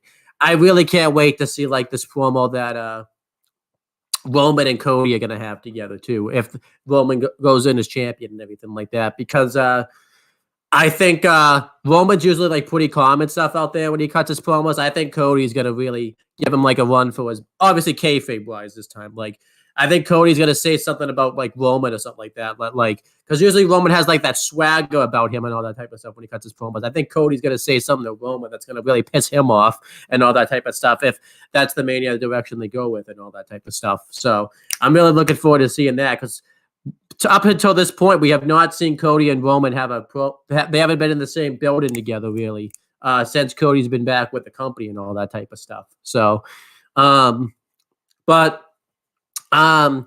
kind of move over to SmackDown a little bit. Well, let's also talk about the decision that Rhea Ripley made going after Charlotte Flair for the SmackDown Women's Belt. I want to talk about, because that happened on Raw recently and stuff. I think everyone expected the night after the Royal Rumble, when Rhea came out to cut a promo, that she was clearly going to pick Bianca Belair. That made the most sense in the world. I like that they swerved us when they had to go after Charlotte Flair. And it wasn't like one of those swerves that didn't make any sense type of thing. It really worked, because Rhea Ripley came out and she mentioned that like 3 years before this, it was so when I heard that promo live, I'm like, wait, that was 3 fucking years ago that match had happened, because so much has changed in 3 years. I couldn't believe it was 3 years ago. But she mentioned that a young Rhea Ripley came out and challenged Charlotte Flair to a match at WrestleMania. And she ended up getting put in a place, and she said that she's going to do the same thing to Charlotte Flair and stuff. And she says that she's more of a well-rounded wrestler and evolutionized and stuff since that match at Mania. And I really love the swerve, and it wasn't like one of those swerves where like they changed direction just for the sake of it. It made all the sense in the world to go with Rhea Ripley versus Charlotte Flair at WrestleMania. I really like that decision. And obviously it's going to be a way for like Rhea Ripley to finally get that win, because I don't think I know Rhea Ripley and Charlotte Flair since that match at Mania have faced off a few times, but I don't think Rhea's got that win back yet. So I'm really happy that they're going with that match at WrestleMania now and that type of stuff. Plus, they haven't really been able to do that match really like in front of a crowd or anything like that. It's either been empty arena or Thunderdome. So I think that's why they're also doing that match. Plus, there's really no reason to like do Bianca Belair versus Rhea Ripley. I mean, it's a match we haven't seen before, yes, but I just don't think there's that intrigue as much as like with Rhea Ripley and like a Charlotte Flair. Plus, I think if Rhea Ripley didn't play Charlotte Flair, I think Steve Coakley said in the chat, they would have fucking had Charlotte Flair face Ronda. So this is so much better than what would have happened. So what do you think about that? All of that and all that type of stuff. I like the fact that it's going Rhea and Charlotte. I mean, the fact that was like 3 years ago is crazy. Yeah. But yeah, I 100% like the fact that it was it's Rhea versus Charlotte at WrestleMania. It makes too much sense. Yeah. They need that sort of rematch in a way. Yeah. Because I don't want to see Ronda versus Charlotte, even remotely. No interest whatsoever. None. I feel like what happened is Triple H kind of like saw that Mania card get leaked out. And I'm not saying that like, because Triple H follows like the media and everything like that a little bit more than like Vince does and stuff. And I think he wanted to swerve the fans and stuff like that. And obviously he didn't make it like crazy changes or anything like that. But I think he wanted to give these swerves because he knew that Mania card. Because the Mania card usually always gets leaked out, and like it ends up happening. And he didn't just do the swerves where just because he saw the Mania card get leaked out. He did swerves that didn't make any sense. He swerved people and did swerves that made like all the sense in the world. So I really like that Triple H did all these twists to make everyone surprised about the Mania card. What do you think about that take and all that type of stuff? I agree with what you said. Like I like the fact that they kept the card close to vest. Yeah. Kept it close, made sure that nothing got leaked out, which is smart because you want matches on the card to be a surprise, and you want the matches on the card to make sense. Yeah, for sure. Let's talk about what's been going on SmackDown now recently. Charlotte Flair finally ended a storyline with Sonya Deville. They had a pretty good match for the SmackDown Women's Championship. I personally didn't care about it too much because it was like obvious that Charlotte Flair was going to win and stuff, which wasn't like a bad thing, but it was just kind of a waste of time type of thing. But what about you? Yeah, it's just a waste of time. Like obviously, she was winning. Yeah. They've continued the storyline between Drew McIntyre and Sheamus versus the Viking Raiders. They ended their program, it looks like, last night where McIntyre and Sheamus won the match last night. I don't think it makes the Viking Raiders look all that weak because they really took it to Sheamus and Drew McIntyre.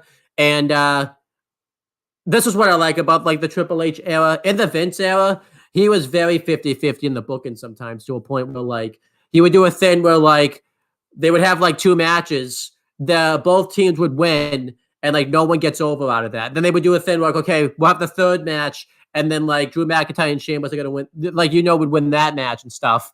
And like nobody gets over. Like Triple H keeps everything like yeah, you could make the argument it doesn't hurt the Viking Raiders if they went up against Drew McIntyre and Sheamus and lost, maybe. But it's like I would prefer this than like doing this 50-50 bullshit where like, because Vince was very into that type of thing where like Vince is always into 50-50. Yeah, but he would do something where like Drew and Sheamus would win the first match, the Viking Raiders win the second match, they do a blow off. It's like, it's like, okay, it's like whatever, but who benefits from doing bullshit like that? Nobody benefits. I would prefer this because one, it sets that staple that like Drew and Sheamus are the guys. And I actually thought it puts them over because like the commentators even mentioned like it's WrestleMania time. People step up their game and all that time. It's fucking believable that the Viking Raiders wouldn't be able to beat Drew and Sheamus because it's that time of year at WrestleMania and all that type of stuff. So it's just like, I'm personally like fine with it. I think the Viking Raiders will come out of this looking like pretty fine. I mean, they fucking like it's not like they fucking got jobbed out or anything. They took Sheamus and Drew to the fucking limit last night. So what about you? What do you think of this feud that went down between Drew McIntyre, Sheamus, and the Viking Raiders? The one thing I'll say before you give your thoughts, this should be the last match, though. They shouldn't have a third match. Oh, yeah, definitely should be the last one. Yeah, because if they have a third match, then that's a burial on the Viking Raiders. If they have a third match and still lose. Which Vince was very into that, too, by the way. He would always have wrestlers wrestle each other, and then, like, they would have, like, I think they would have, like, 6 matches with each other, and like they never won that type of thing and all that type of. Or like when they would win, it'd be like some bullshit. I think the biggest example of that was like that Bray Wyatt John Cena feud. Like the only way Wyatt was able to beat Cena was a fucking bullshit way. Like that doesn't get anyone over either. So this should be the last match. But yeah, what do you think of the Viking Raiders, Sheamus and Drew McIntyre feud and all that type of stuff? It's just a big boy brawl. Mm-hmm. Big men slapping meat together. I love that. Yeah. But it was just like the match was really good. Yeah.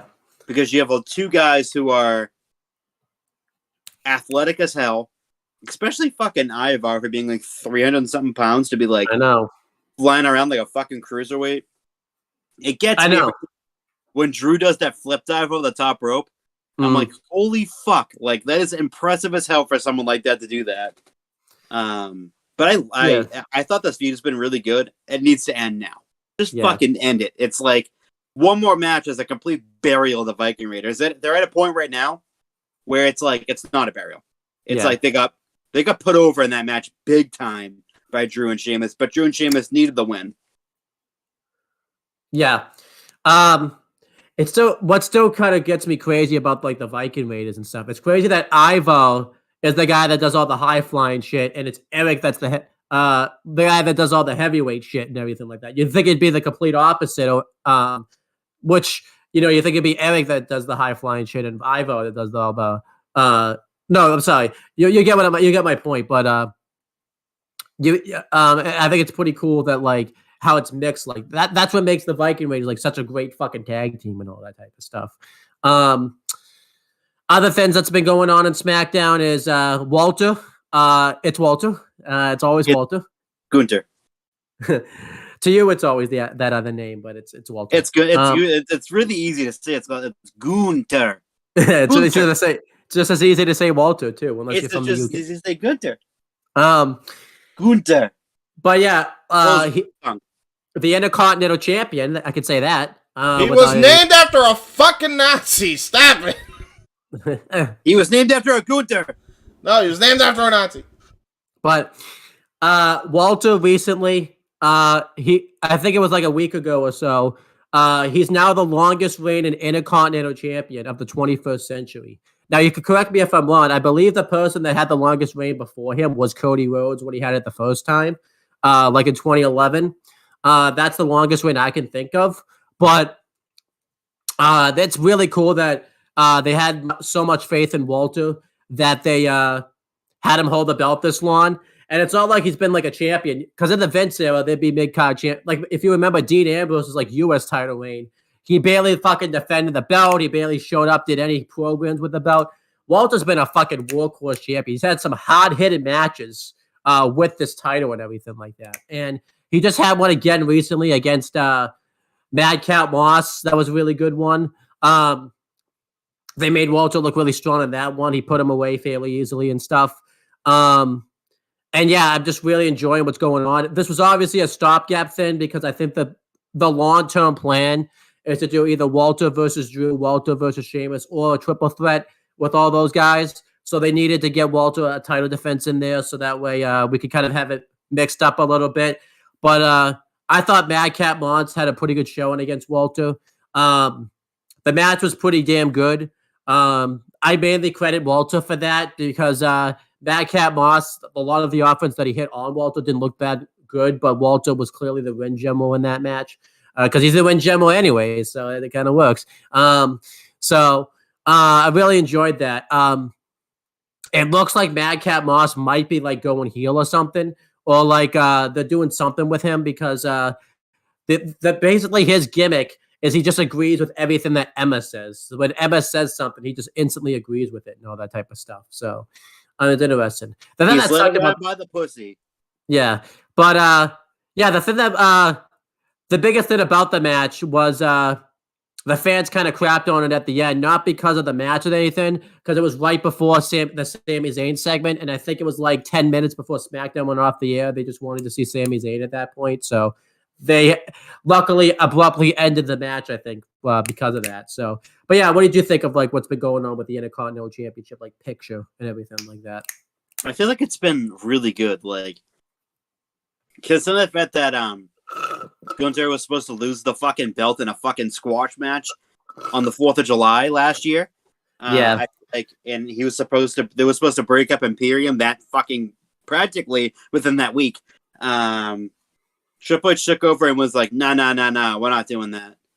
And then he won the belt, and everything looked like it. And even I think because he won in the Vince era, he's supposed to lose it that following fucking Friday. It was fucking crazy. Triple H took over and was like, "No, this guy's long term," and he's been the best Intercontinental Champion that I've seen in forever. Yeah. And the fact that he won bell to bell, wire to wire, won to the final against Cody in the Rumble, is pretty amazing. His cardio is just crazy. He's in insane shape now. Funny thing is, I don't even think he's losing this belt anytime soon. I think he's at least gonna last a year with this title. That's how long I think he's gonna have this title for. I think SummerSlam would probably be proper if you want to have him have the belt for a year. Yeah. But yeah, I'm really enjoying that run and everything like that. They've other things on SmackDown. They've continued the feud between Rey Mysterio and Karrion Kross. I mean, it's been pretty good. Could care less. This is what they're gonna do with Rey Mysterio. I could care less. And but I've it's never like said about anything that Rey Mysterio's ever done ever. Huh? I've never said that about anything that Rey Mysterio's ever done ever. We're at a point now, I think, with Karrion Kross where we really need to start doing something with him. He just feels very lost in the shuffle right now. And I think, but not really the. I think the thing that sucks is the card's so fucking loaded right now. There's no spot for him really right now. I just don't know what you can really do with Karrion Kross. Because you could send him back down to NXT and do stuff there, but I just don't even think there's even a good fit for him right there right now either. Because we'll talk about it, but I think Braun's about to lose the belt soon. So he wouldn't even be able to go have a feud with Braun. So I really don't know what you can do with Karrion Kross. Like, you could obviously send him over to like Raw, but like I really don't think there's even a good spot for him on Raw right now either. So I don't know what you do with Karrion Kross because I don't want the guy to get released either. And I could say like he could be like. This is probably why they need to go back to 2 world championships because then there'd be a lot more you could do with him. But I don't know what you can do with Karrion Kross right now, just because the card's so fucking loaded right now and stuff. What do you think? I just don't know what to do with Karrion Kross. Yeah. I have no fucking clue what to do with him. First of all, I get the fact that his gimmick is supposed to be this fucking killer, this like the hitman or whatever, but at the same time, he's just so fucking boring. There's nothing to him that makes him interesting. Yeah, I was far more intrigued with his character in NXT the first time he was in WWE than now. It's like the Gladiator gimmick was far more of a character than this is. Like, I hate to say that, yeah. He's so lost in the shuffle, and he's talented. It's not due to his talent. Yeah, it's just the fact that like no one gives a shit. And I can't blame Book It because it's not like they don't book him well. It's just that there's nothing. It's just that I'm not saying that there's more guys interested, but it's like Walter's being pushed really well. You don't want to take up his spot. You don't want to. I mean, you don't want. Obviously, I have an idea if you guys want to hear it. Sure. Yeah. For Karrion, why not just make him the new leader of the Judgment Day? Yeah. Seriously, I think that would be the best utilization for him. I think after Mania, because obviously we know either Balor's winning against Edge and Dom's winning against Mysterio, right? Yeah. If they do go that route with it, then I would think it would have to be due to a new force coming in. So why not make that be Karrion? Yeah, I was gonna make the recommendation to, have because I think I think the way they'll go about it, because I think Edge is gonna beat Finn Balor at WrestleMania, is maybe have Balor get kicked out of Judgment Day. But the problem with doing that is you're basically changing leadership with Judgment Day, but not even a year. So I don't think you want to do that. Yeah. Well, I mean, Finn Balor leads it, but he can give leadership over to Karrion Kross and still be in the group. I think that's true. I would think with Triple H in charge, hopefully they don't do the Vince method where because there's a new leader, the old one's got to get kicked out now. I think you could do leadership transferred over to Karrion. Not to mention too, I mean, get Liv in there as well. Liv Morgan, because then you could have you have Rhea with her little faction within Judgment Day, and then one could go for a women's championship, and then the other one could go for the tag straps. Yeah, and then you have Karrion as like the main guy. Then you got your tag team and Balor and Priest. Yeah, that'd be good. You know, I mean, they don't even have to necessarily. That's my suggestion. I don't know. What do you guys think? Yeah. So I don't even think they necessarily need to even do the. They could even do something where Karrion Kross, because Finn Balor and Edge are having a match at Mania. It's rumored to be Hell in a Cell. I would have Finn lose, not necessarily get kicked out, but like since Hell in a Cell is like a devastating structure, I would have like Finn be gone off TV until like July or something, and then you could have like Karrion Kross in the group take a leadership role while Finn's gone. That works too. That does work. But and then when Finn comes back, when Balor comes back, tag team with Priest. Yeah, because that's the thing too. I think they could even do something where like maybe Finn and Balor they don't get necessarily have Finn join the group, but they could do something where they decide leadership role where Finn and Karrion Kross can have like a match. And whoever wins is the leader, but no one gets kicked out or anything like that. Just whoever wins is the leader type of thing, too. And Karrion Kross can win that match. What do you think, Chris? Would that be the best utilization of Karrion? Yeah. There you go. I think Judgment Day is a pretty good, because his character kind of fits in with Judgment Day already. Yeah, so that's my point, yeah. You mentioned, by the way, you mentioned, too, they can get somebody else. Remember, you don't necessarily need to get another woman because you forget Scarlett Bordeaux, even though it's limited, she does wrestle on occasion. So you do have, if you have Liv and Rhea in the group, you could have Scarlett and Liv team up if you want. Yeah, well, that's my point. Scarlett and Liv would be the tag team. Yeah. And by the way, people don't realize how very underrated Scarlett Bordeaux is in the ring. I've seen matches she's had in Impact, dude. I think she's one of the more underrated fucking workers. So yeah, I think it would work out really well. Plus, because she doesn't wrestle all that often though now. Yeah, and plus, I mean, I don't know about you, but Rhea, Liv, and Scarlett in the same fucking team. Yes, please. Okay, I'm happy man. I'm a happy man. Yeah, that's every guy's fantasy right now. Dude, Dom is rolling it. Women and puss. He's meat. Dom will be meat. There's no meat. Oh, no. He's gonna be the Sean Stasiak 2.0 to Judgment Day. Oh god. He's gonna be meat. Yeah, he's gonna get his meat, you know? Anyhow, continuing with this let's talk about, speaking of Dom and Ray, they've been doing some more altercations together between Dom and Ray on like outside of WWE programming type of thing and stuff. They did a thing, it wasn't this week, but it was I think the week like NASCAR was coming back or something, where Ray and Dom had like a race and like on like in like cars and stuff.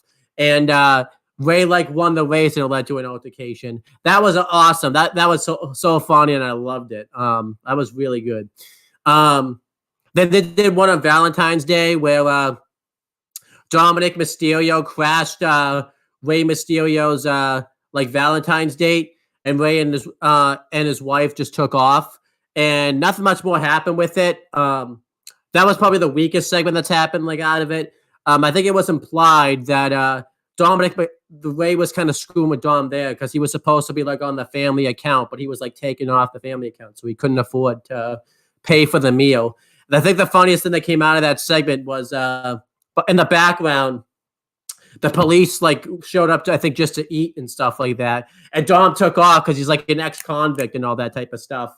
And it was just really funny. So that's the thing I love about this Rey Dom feud is that they're actually like continuing the feud, like even off screen, like not even on the shows or anything like that. It's like on social media and stuff, which I think is very smart to do that because which I think all wrestlers should do this, just continue the feud on social media. I think we're going to see a lot of feuds like this now in the Triple H era, where it's all continued on social media and everything like that. But yeah, your thoughts on how they've continued the feud between Rey Mysterio and Dominic, Chris? I like it. Yeah. A lot of it's funny, a lot of it's serious. But they're continuing it in intriguing ways. Yeah. That doesn't involve them being in the same ring together. I think this week though, because Rhea's supposed to be on SmackDown next week to confront Charlotte Flair, and Rey's also going to be on that show wrestling Karrion Kross. I'm thinking Dominic's going to screw Rey over in that match, and then because they're going to really extend the storyline. They have to really start doing the storyline again on TV because that's the match at Mania. So I'm looking forward to it though. I think that's pretty much everything that's been going on the main roster. Ronda Rousey's shown back up again recently. That's something, but other than that, really nothing else on the main roster has really been going on. Is there anything else on the main roster that's been going on that you feel I need to talk about or anything like that? What about main event? I mean, it's just been like main event. I mean, it's been pretty good. We've had some of the NXT guys show up and stuff like that. I mean, it's an unpopular opinion. I lately have enjoyed main event more than like Dark or Dark Elevation. I gave my reasons. It's because the guys that the NXT guys wrestle on the main event, they at least have a chance of beating that they fight on the main roster. And we've seen a few times they actually have the NXT guys when beat them, but they're not beating guys like a Randy Orton or like a Cody or anything. They're beating guys where it doesn't necessarily hurt them, but it elevates the NXT talent. Are you going to need to tell me that on Dark, Zig McMasteroni is going to beat Sammy Guevara? Yeah. I mean, the biggest example I made is Action Andretti took like QT Marshall to the limit, but like then QT Marshall just won, and the AEW tried to get it over like, but he had a really good performance against him. But then we didn't see him for like until he had the match with Jericho and stuff and beat Jericho out of nowhere. So it's like, I feel like they need to get the format of Dark and Dark Elevation, like, because I do have quick comments that just came through. If you want to read Snack King's comment, he's not a fan of main event. Let me see. He's right there. You see it. He said Impact Wrestling would be more watchable than main event. I think that's actually an insult to like Impact. He's kind of insulted Impact Wrestling right there. Yeah, Impact I agree. Impact's actually fun. Yeah. He also said, "Who wants to watch Dana Brooke on main event?" I mean, Dana Brooke's like a pretty decent talent. Definitely not me. Well, she's gotten better, but too much crap. Smackkin says he gave a prediction for the Sammy thing. Sammy lose by looking strong. He says that Asuka's gonna win. Also, possibly Priest wins the U.S. title. And he says Brock versus Bray plus Edge versus Balor will definitely happen during night one for sure. And he won't 100%, but he doesn't like. Yeah. He also, but it's like an emoji type of thing. So 100%. That means 100%. Yeah, but I'm saying he didn't like write actually 100%. He wrote it like an emoji. 100 emoji. I don't know. Yeah, this is weird. But yeah, so Chris isn't going to talk about main event because he doesn't want to wait. He's got other things to do than we'll watch main event. So now to NXT and whatever the fuck's going on in that world. I gotta go. So, but yeah, I'll see you guys. Let me know. Text me when you get to the plugs. Sure. All right. So we're gonna do like a quick review of Vengeance Day because that's happened recently. It was the first NXT show that's taken place outside of the Performance Center. It was in Charlotte, North Carolina. I gotta say, no matter what we say about the show, the fact that it was outside of, that it was in another state and all that type of stuff, and like on the road, I think made the show a lot better. The crowd was really into it because they hadn't seen NXT in a while, and the set looked really good. So I loved NXT outside of the. Before I thought when they were going to go on the road that like they were going to completely take it on the road, but they haven't been back on the road. They've been back at the Performance Center since then. But the crowd was really into the show, more than you think it would be, because for a lot of these people, they haven't been on the road all that much, really consistently. Most of these people, I think the only ones that have been on the road are like the New Day and maybe like Braun Breaker doing like that WrestleMania week last year and stuff. So I really enjoyed. For that reason, what did you think of like seeing NXT for the first time, like on the road again? I liked seeing it on the road again. It was awesome to see. Yeah, really good. I guess one person. I guess Wesley, because Wesley, even though he hasn't been seen, but he did wrestle on the road before. When he was at Impact and things like that. So, and Dijak obviously because he was a main roster guy and stuff. And Gulak, well, he doesn't show up on the show, but he makes like an appearance on the show. And Apollo Crews, how could I forget Apollo Crews? He was on the show also.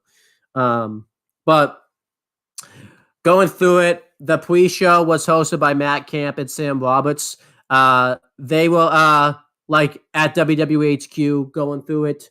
I don't know why they did it that way, but they did. They showed like an altercation that Carmelo Hayes and Apollo Crews had like at the hotel and stuff like that. It was done by NXT Anonymous, so that's still kind of going on. Wesley did a promo where it was just showing like what he was doing right before NXT and stuff like that. We met his wife for the first time and all that stuff, so that was cool. They did a bad backstage interview with Josh Briggs, Brooks Jensen, Fallon Henley, and Kiana James. It was really bad. We're not going to talk about it. And the New Day had an awesome interview because the New Day are awesome. Going through the show, Booker T and Vic Joseph were on commentary for it. Booker T's commentary was really bad as usual. But it's just what it is. The intro video was cool. They had Charlotte Flair do like a voiceover where she introduced all the matches. It made sense that Charlotte Flair did the introduction since she's from Charlotte and everything like that. And it's Charlotte Flair. You can't not have Charlotte with the same name and everything like that. So, the opener was Wesley defending the North American title against Dijak. This match was a freaking banger. This match was incredible. It reminded me of like the matches from like NXT takeovers and everything like that. This match was spectacular. Both men really went ham in this match. Eventually, Dijak was going to do a moonsault while Wesley was trapped on like a rolling chair and stuff. But then he was saved by Tony D and Stacks. And they saved Wesley. And they took the moonsault. And it distracted Dijak long enough for Wesley to win. And I liked this a lot. I thought it protected Dijak from a loss. It continues the Tony D Stacks like feud and stuff like that. And there's a reason to do a rematch now if you want to. They're probably going to do a rematch, maybe like a triple threat match in the future. I thought this match was great. I give it like 4.5 stars. It was a great title match right here. What do you think of it? I was all for this. This match is fantastic. Yeah. I give it 4 stars. It's fantastic. Great match. Wesley looked like an absolute fucking star. Yeah. Star-making performance by Wesley. I was really surprised when he won. Yeah. A lot. I was really surprised he won, too, because I thought it was going to be an easy title. Well, not an easy one, but an obvious title win for Dijak since this was like his first match like back on like the big stage and everything like that. But they actually gave it to Wesley and stuff. So I loved it. They had Katana Chance and I actually said Katana Chance. I have to keep it. I have to. Yeah, I have to Good keep boy. that now. Yay! So we're getting there. But Katana Chance. I can't say Caden Carter anymore now. No, I'm sorry. I can't say Casey Catanzaro anymore now. I should say. But Katana Chance and Caden Carter get interviewed. It was really bad, really bland. I'm not talking about it anymore. They defended the NXT tag team titles against the NXT women's tag team titles against Fallon Henley and Kiana James. This match was like a 2-star match, really flat. This was clearly filler after that barn burner of an opener. This match was just really bad. I will say IRL, Kiana James and Fallon Henley worked better as a tag team. I say that because you remember the first match they had. I know it's a gimmick, but they actually legitimately weren't working well at all as a tag team. They felt like they were on different wavelengths. This time, at least, it was kayfabe. At least, but they're still not good as a tag team at all. They're really terrible. They won the belts, which was obviously going to happen. There was some cheating going on where Fallon Henley rode up Caden Carter and Kiana James like hold her legs down and all that type of stuff, and they ended up winning the tag team titles. And later in the night, they celebrated, but Fallon Henley wanted to tell Briggs. Well, no, it's Jensen, right? It's Jensen that's dating Jensen something. We're gonna be talking about that later. But obviously, she didn't have the heart to say anything because they won the belts and all that stuff. But I really don't care about the fact that Kiana James and Fallon Henley are tag champions. It's like, what are we doing here? You have an easily better team now, too, with Isla Dawn and Kaylee Ray now, too, that easily should be the champs right now. I know that's like a makeshift, that's like a weird thing, too, but they're a much better team right now than this team right here. So I think this is just terrible. What do you think? I thought the match sucked. I'm happy that the blandest tag team in the history of wrestling is no longer tag team champions. But the match sucked. The finish was even worse. Yeah. Just awful. Just an awful match. No one cared. I mean, it was coming off that banger of an opener, but they did nothing to fucking. They even did their entrance to the crowd, and no one gave a flying fuck. No, of all time, too. Fucking person in that crowd gave a flying fuck.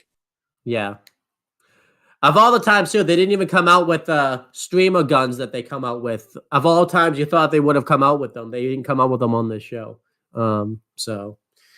But they did a couple of promos on this show where Drew Gulak and Hank Walker did a promo where Drew Gulak was just giving him shit about his win attire and stuff. We'll be talking about that later on.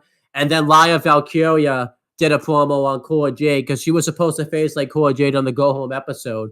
But I don't know what the fuck's going on with Cora Jade right now because she's like disappeared off the face of the earth. We haven't seen her on NXT at all. So, and I think it might be a work, but we don't know what the work is. We haven't seen Cora Jade at all since I don't even remember the last time we've seen Cora Jade, to be honest. So, what do you think of these promos right here?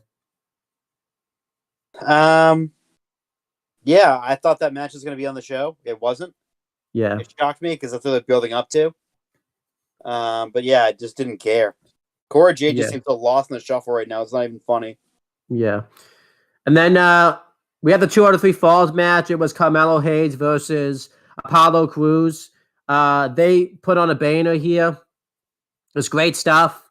Carmelo Hayes, they went a while before the first fall. Carmelo Hayes got the first fall when he made Crews tap out to the crossface. And then eventually, Trick Williams tried to keep interfering consistently. And then eventually Dabba-Kato came out and evened the odds. And then eventually Carmelo Hayes won with the axe kick from the second turnbuckle. And he actually went 2-0. He got 2 falls on Apollo Crews. And considering the fact where they're going with Carmelo Hayes, I'm actually okay with it because they need to make him look really strong with where they're going with him. And, you can't always do the typical 2 out of 3 falls match where each guy gets a fall because then it gets too predictable. You have to mix it up every once in a while. And I thought this was fine. And then afterwards, Dabba-Kato turned on Apollo Crews, because obviously you guys don't know this because it's been a while. They were a team at one point when Apollo Crews was doing the Nigerian gimmick on the main roster.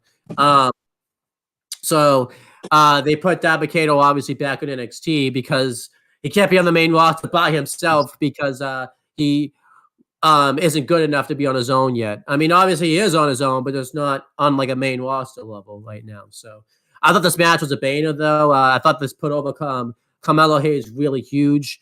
And, you know, while it was predictable, at least we have a few for Apollo Crews coming out of it. I don't think it's going to make it to like NXT Stand and Deliver or anything like that. I think they'll have like a match on like Roadblock NXT just because it wouldn't really make any sense for them to get a match at NXT Stand and Deliver. But at least there's something for Apollo Crews to do coming out of this. But what do you think of this match? I give the match 4 stars too. It was great. What do you think of this?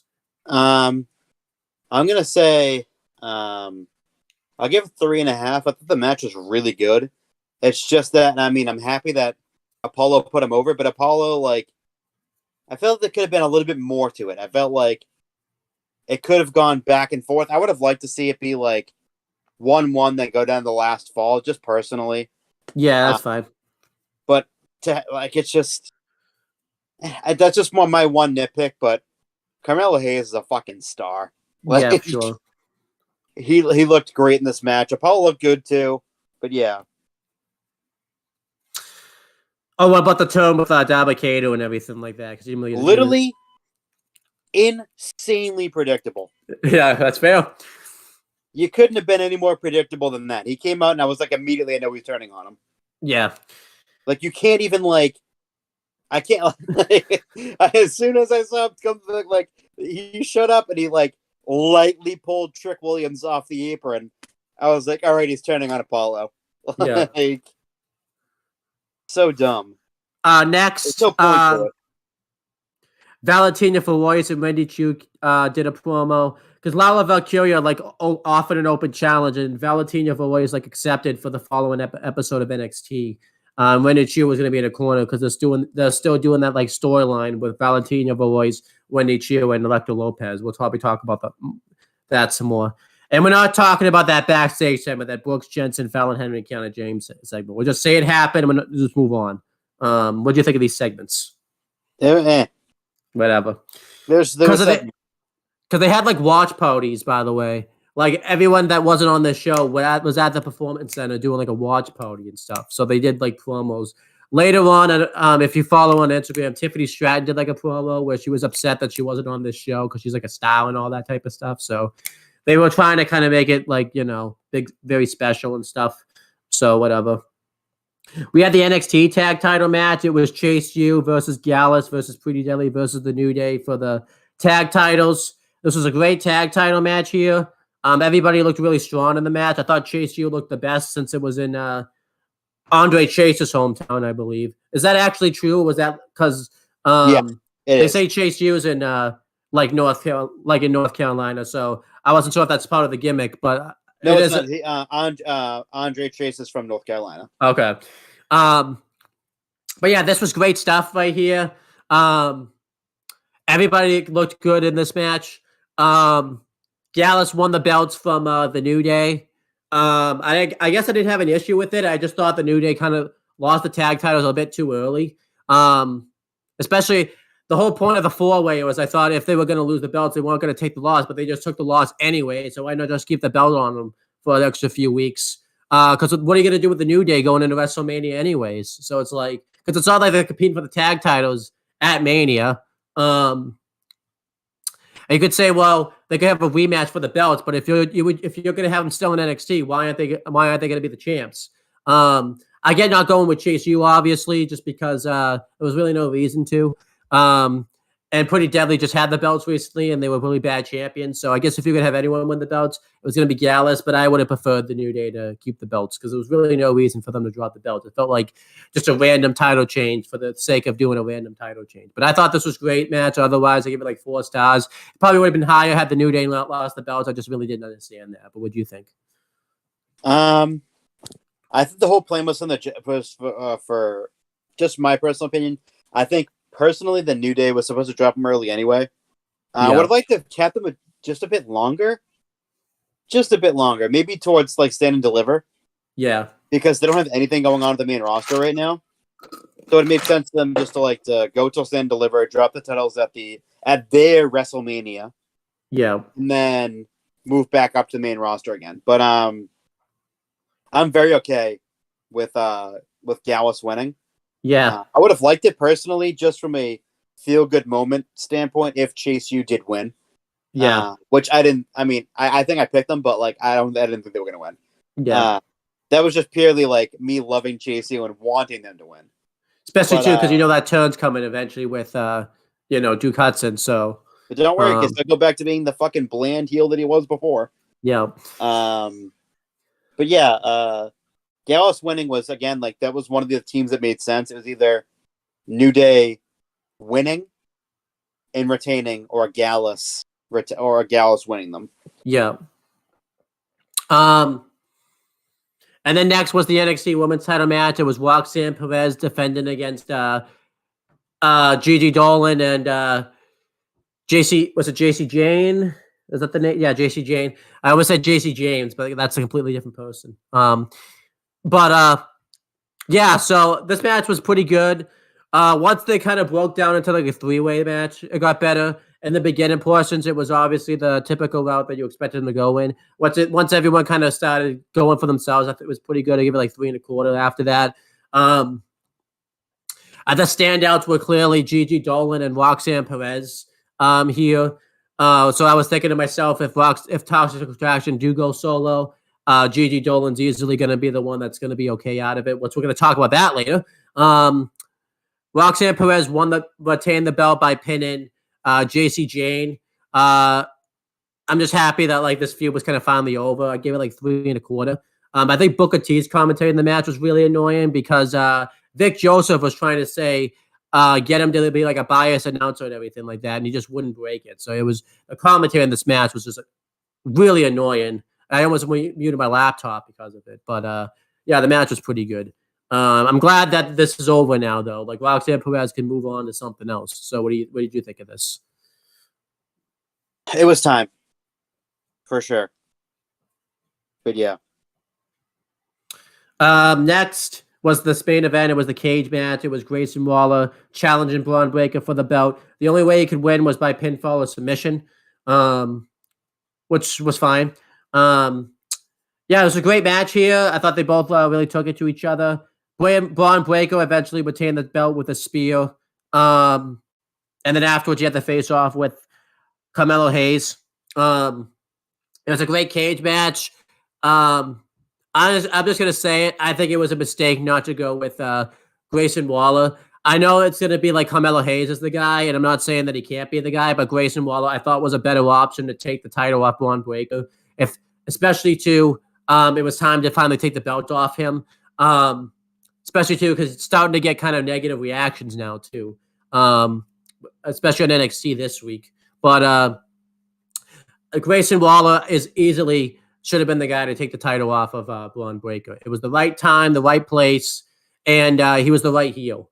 I know Carmelo Hayes is probably like more of a logical option, but Grayson Waller, I think, could have done so much more with the belt and like do so much more of a character standpoint with the title. Because there's so many people that Grayson Waller hasn't even faced yet.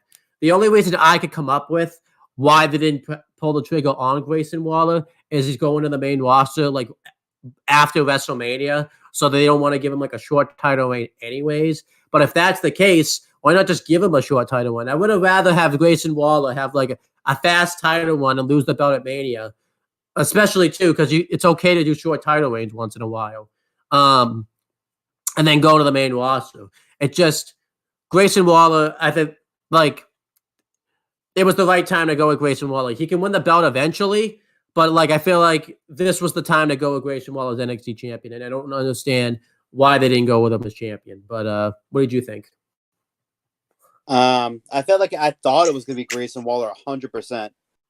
Not surprised Braun Breaker won, but like the crowd's starting to turn on Braun, which like I get because it's just there's just nothing to him.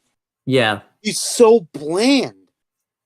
Besides being like an ass-kicking machine, like, what else are you? Yeah. Like, he cuts average at best promos, but, like, he's turning into, like, Goldberg. I think we talked about this. We talked about this a month ago, too. His matches, too, you always want there to be something more. Every time they get, like, really good, the matches, like, end out of nowhere type of thing. Like, too. abruptly, like something stupid happens. Yeah. So yeah, I just don't really get it. I know they're gonna go with Carmelo Hayes, but like that, the problem is with going with Carmelo Hayes as champ too. Is he's faced everybody in NXT anyways now too. He's faced Apollo Crews. He's faced. I know Grayson Waller has, but like I feel like this fresh, like because Grayson Waller is such a diverse character, he can bring new things. What new thing can Carmelo Hayes really do with all the guys? He's just basically gonna face all the guys again he's faced before. Grayson Waller, there's something special to him as champion. He could do so much stuff as champion that you're really missing out on an opportunity there. Like I get going with Carmelo Hayes, he's really good, but like Carmelo, like Grayson Waller, it's not even too like he has that outside appeal of NXT of like a casual fan would go watch it. I'm not saying that Carmelo Hayes doesn't have it, but like if you're at the book right now, who would you have be champion right now? Carmelo Hayes or Grayson Waller? It's Grayson Waller easily, right? For me, it's not as cut and dry. I love Carmelo Hayes, and I think he'd be a great champion. But for right now, I think it's Grayson Waller because I think Carmelo is better suited on the main roster. And I heard... Thank you. I was about to come in and interject that and say that, yeah. That Carmelo might be brought up to the main roster to be put in the Hurt Business. That'd be good. Or if they don't put him in the Hurt Business right away, I mean, fuck, Hit Row needs a fucking leader. Just saying. No, James, it's Shit Row. Yeah, true. Or but anyhow, yeah. So Adonis away from fucking get Top Dollar off the microphone. Yeah. Seriously. That rap was like last night was horrific. I love rap music, and that was horrific. Yeah, his rap music is... There was no rhythm. There was no rhyme. It was terrible. Bro, but the point was like, yes, Bray Wyatt, kill them both. Like, please. Bro, you know it's bad when fucking... Like, how long has Shantae Adonis been a rapper now? I don't even know. Austin Gunn has better fucking rap skills than this cunt. Like, he does. I think it'd be top... Bad. I think you meant top... Did you mean Top Dollar or Ashante the Adonis? No, Austin Gunn has better rap skills than Top Dollar. That's how bad Top Dollar is. Well, you said Ashante the Adonis originally. Sorry, so. yeah, I did say Ashante Dollar. I'm talking Top Dollar, yeah, or Top Dollar has bottom dollar, as I should say. He's bottom dollar. Yeah, he's not even bottom dollar. He's bottom dollar. He has DR on it. Yeah, but given NXT Vengeance Day, I wouldn't say that again, Chris, because people might take that, be like, "What do you mean by that?" He literally is bottom dollar, not dollar. Yeah, but they can think you're saying something else with an ER. That's the joke. Yeah. No, if you put the fucking words together, it's not that. Yeah, you never know. You never know. But going through NXT as like a letter grade and stuff, I thought this show was really good. I give it like a B. Mainly because of that opener, and also the fact that it was like in a different venue. It made the show like feel special and all that type of stuff. There was really good matches on the show too. It's just, I think we talked about this, Chris. Some of what Shawn Michaels books is like really questionable and all that type of stuff. But yeah, still a really good show here. What do you think? I'd give it a B. New venue. The crowd was extremely hot for that first match. Yeah. Not so much for the rest of the show, but I changed my opinion on that. They were hot for the first match, for the Carmelo Apollo match, and for the New Day tag title event. Yeah. Just because it's the fucking New Day. And Chase U, they were into them. They're over everywhere in the country. Yeah. And the entire United States are over. Yeah. An entire world in general. But you like that the main event is give or take, Grayson should have won. Yeah. But it's a B just for the fact that that first match really carried it. And it was the new venue. Yeah. Going through what's been going on in NXT lately. Some good, some bad. I feel like NXT sometimes is like a mixed bag. It's really tough to compare NXT because the main roster. How ironic is it? The main roster now is better than NXT. You never would have said that like years ago. It was the other way around. Oh, NXT always was the go-to. Yeah. So, it's really ironic how that's happened. I guess it should be that way, but it's just more ironic than anything else. But there's still some good things that happen. Let's talk about the good.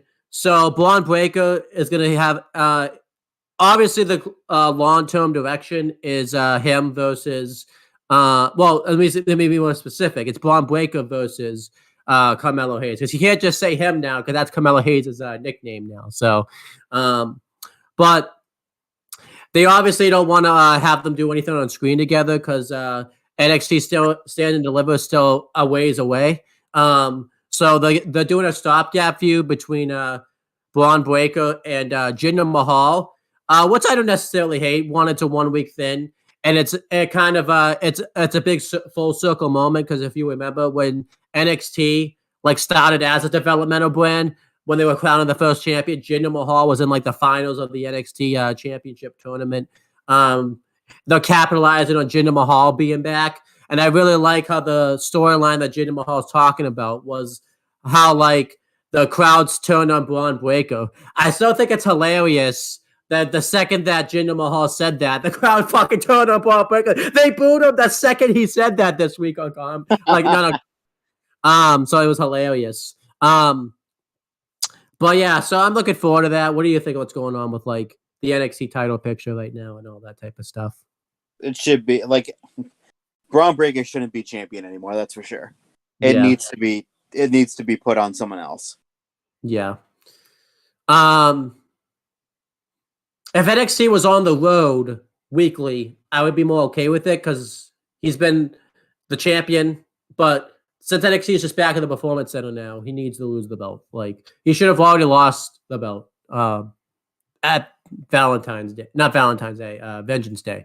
The NXT Women's title picture, Roxanne Perez is going to defend the belt against Meiko Satomura, which I'm really looking forward to. They did great. They teamed up this week on NXT against Katana Chance, because I have to say that now, and Caden Carter. The match obviously was like really good, mainly because of Roxanne Perez and Meiko Satomura. I'm really looking forward to this match. They had a match, I think it was like right after like Worlds Collide, where Meiko Satomura won. They're clearly going to do this match at Roadblock, and I say that because Vic Joseph kept saying like Roadblock like every 10 seconds after they were announced. Like Vic Joseph like just said Roadblock, Roadblock, Roadblock. It's like he couldn't get that word out of his head. Like they didn't say it was happening at Roadblock, but Vic Joseph like kept saying that word. But what did you think? I'm really looking forward to this match. What do you think of this? I think it's gonna be really, really good. I'm excited for it. And I expect maybe like Cora Jade will come back and like attack Roxanne Perez maybe after that match and all that type of stuff. So there you go. But as for the tag title picture, they're doing Gallus versus Pretty Deadly. I'm really not a fan of that. I really want Pretty Deadly out of the tag title picture. I get it because they have a history with each other, and I think it Pretty Deadly beat him to break the NXT UK title long reign. But I just really don't care about this feud at all. I really don't care about Pretty Deadly. They need to get out of the tag title picture. But what do you think?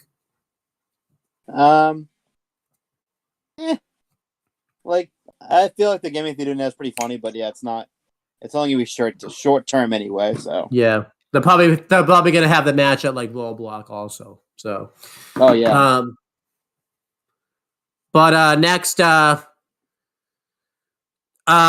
that's been interesting is Drew Gulak and this stuff he's doing with Hank Walker and Charlie Dempsey.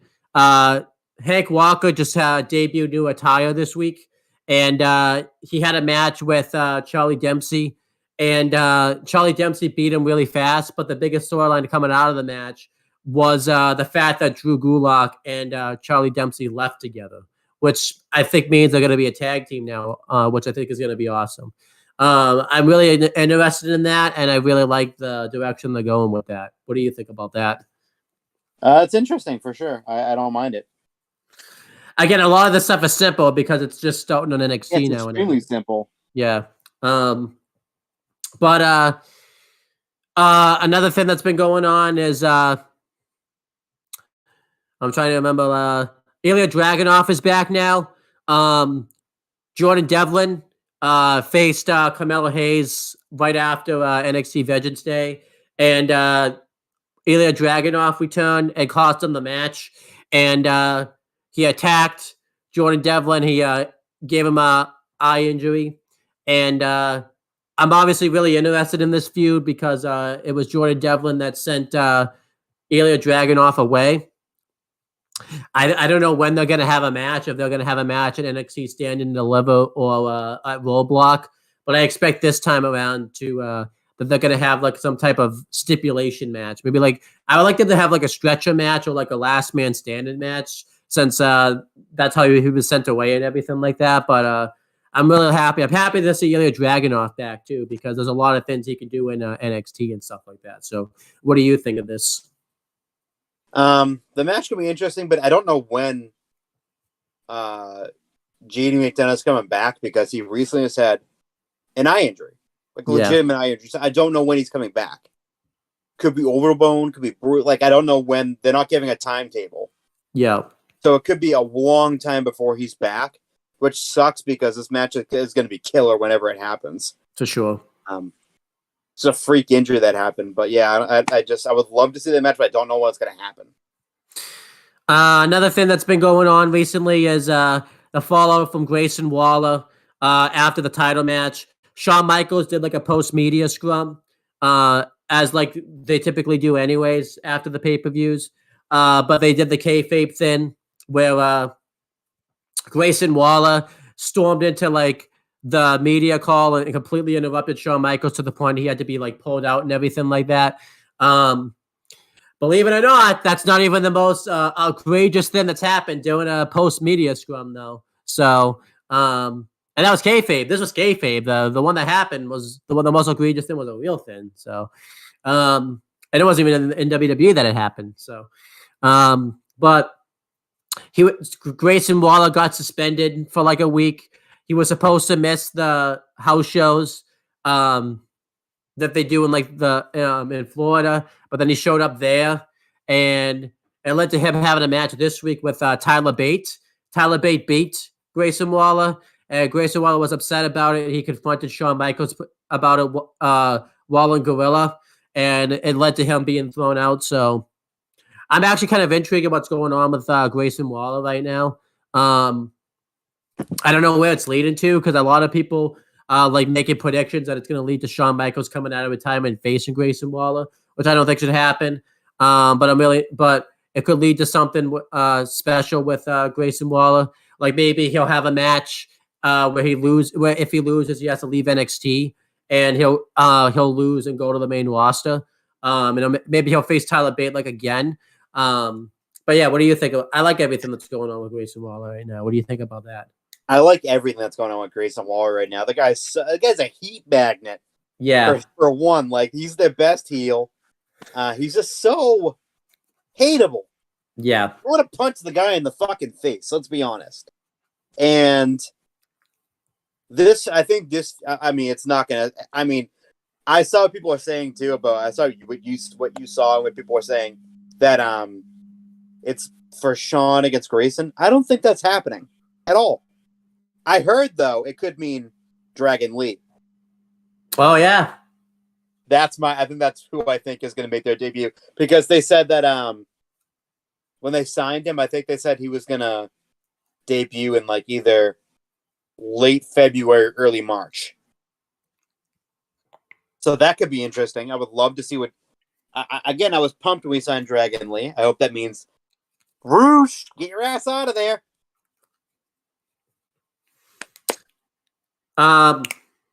Now let's talk about like the bad. I wouldn't want to say bad, but it's kind of like an in-between thing.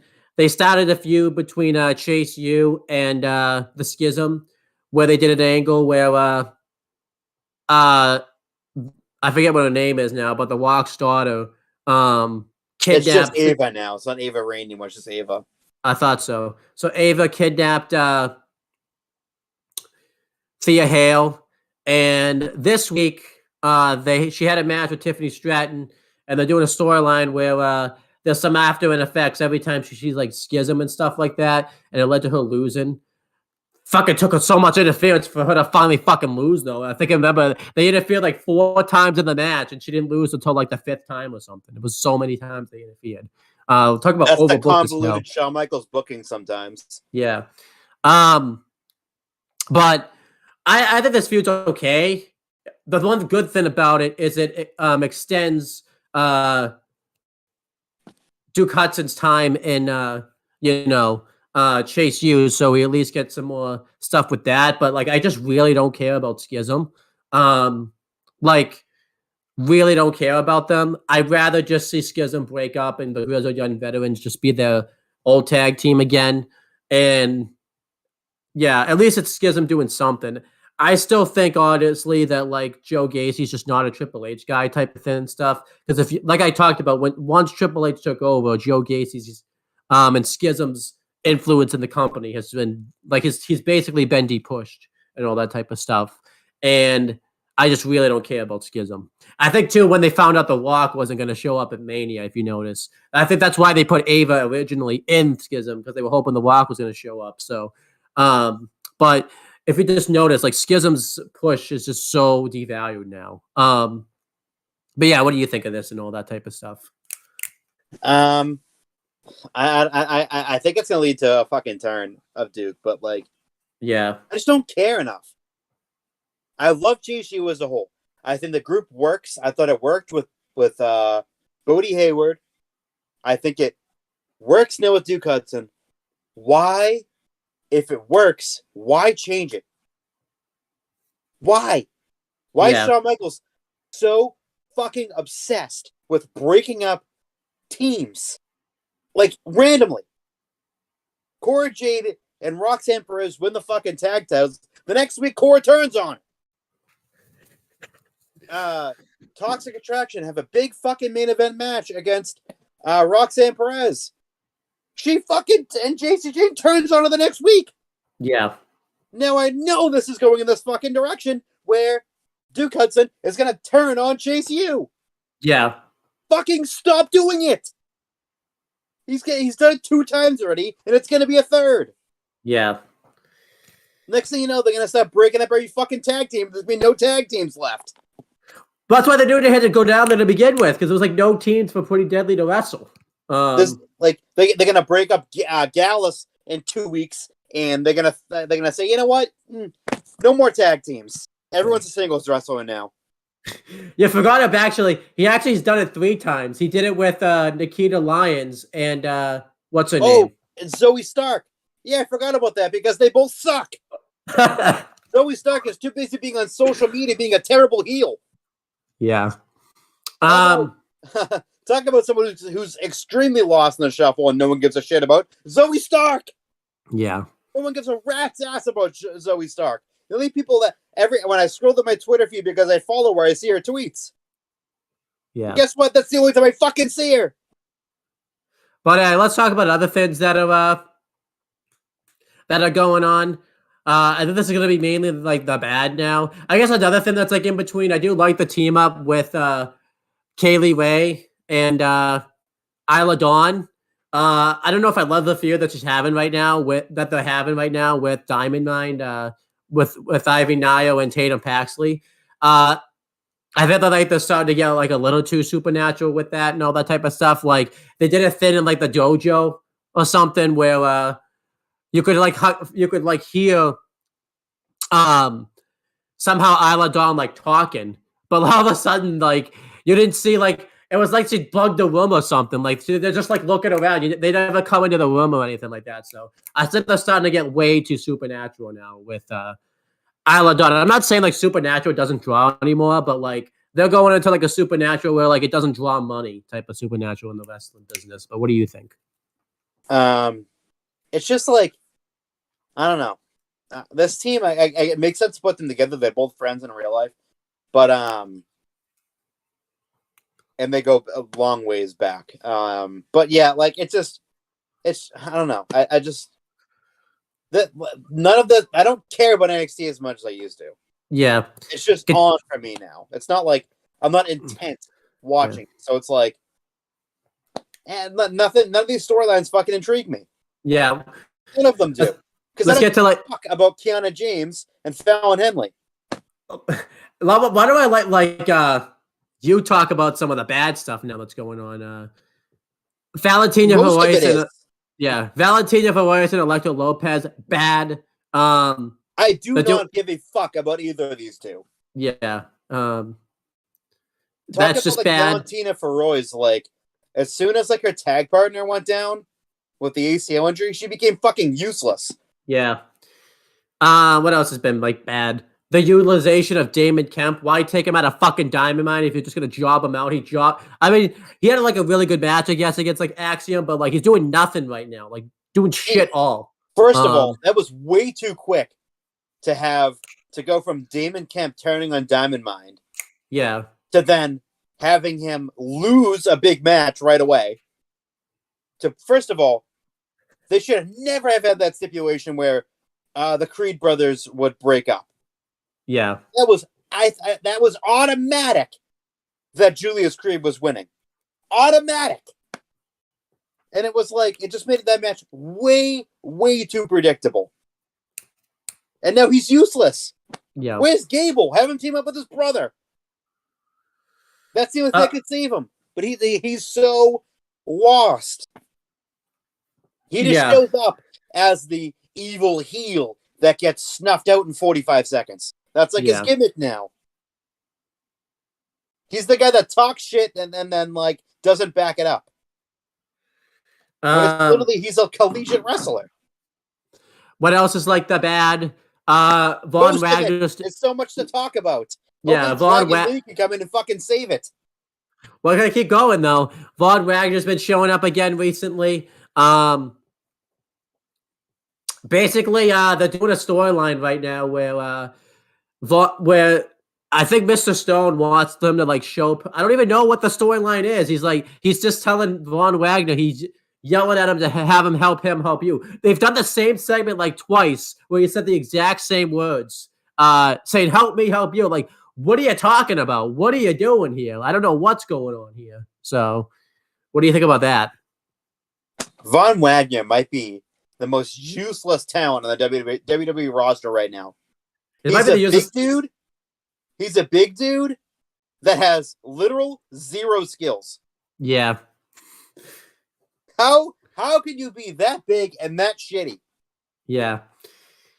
Continuing other that dude from NXT who talked about the mustache. Yeah. What the fuck his name was? Eli Cottonwood. Eli Cottonwood. Yeah, him.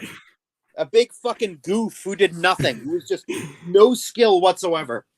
Just for the lows, they should get him back and have him team up with Von Wagner. That'd be awesome. They'd be the most boringest, blandest team in men's wrestling history. And take away the mouthpiece too. Make them talk. Take away Robert Stone and put him with Chelsea Green on the main roster and make those two idiots talk. No one would get through a goddamn promo before they fell asleep. Let's continue. Let's talk about more bad things that's been going on in NXT. I'm going to let you take the next two.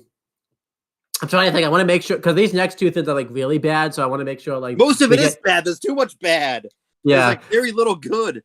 Let's talk about NXT from like pre-pandemic, pre-losing Adam Cole and Kyle O'Reilly, like, and everyone get promoted. Like it was at its peak. Yeah, with Cole, O'Reilly, Fish, Strong, all those guys were there. It was peak NXT. Ricochet.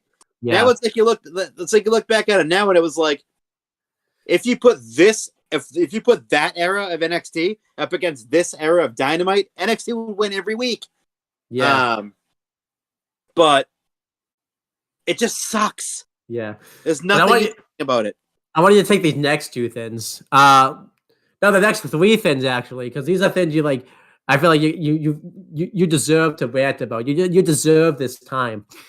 Why don't you talk about what's been going on with even though she's injured, not there, but she's still somehow a factor in the show. Why don't you talk about this Nikita Lyons storyline, the greatness of this storyline? Okay.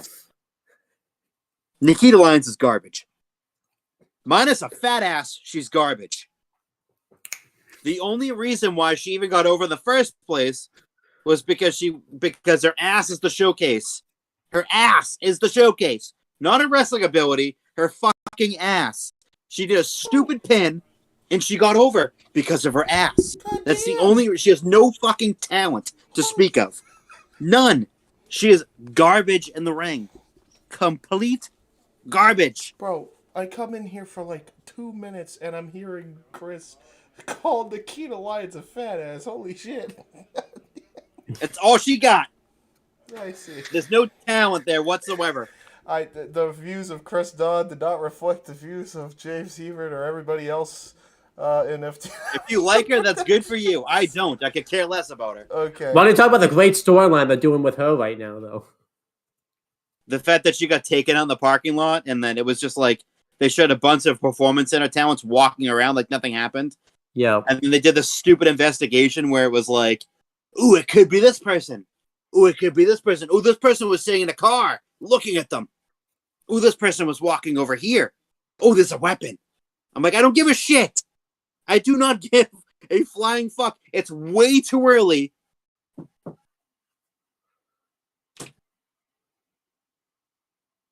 Oh, he had to mute himself real quick. I don't know what happened, but my animals need to be fed in a couple minutes.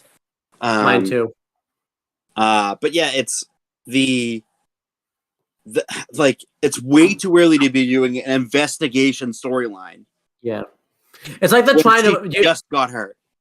They're trying to recapture the magic they did, if you remember, with the Aleister Black storyline. But the difference is like a lot of people cared about Aleister Black, and the storylines that came out of it were like good. These aren't good storylines. So, but here's the. You notice all the bad stuff is all the woman stuff on the show. It's like, what the hell's going on there? But because it's just not very good. Yeah, but if it was like halfway decent, I'd be okay with it.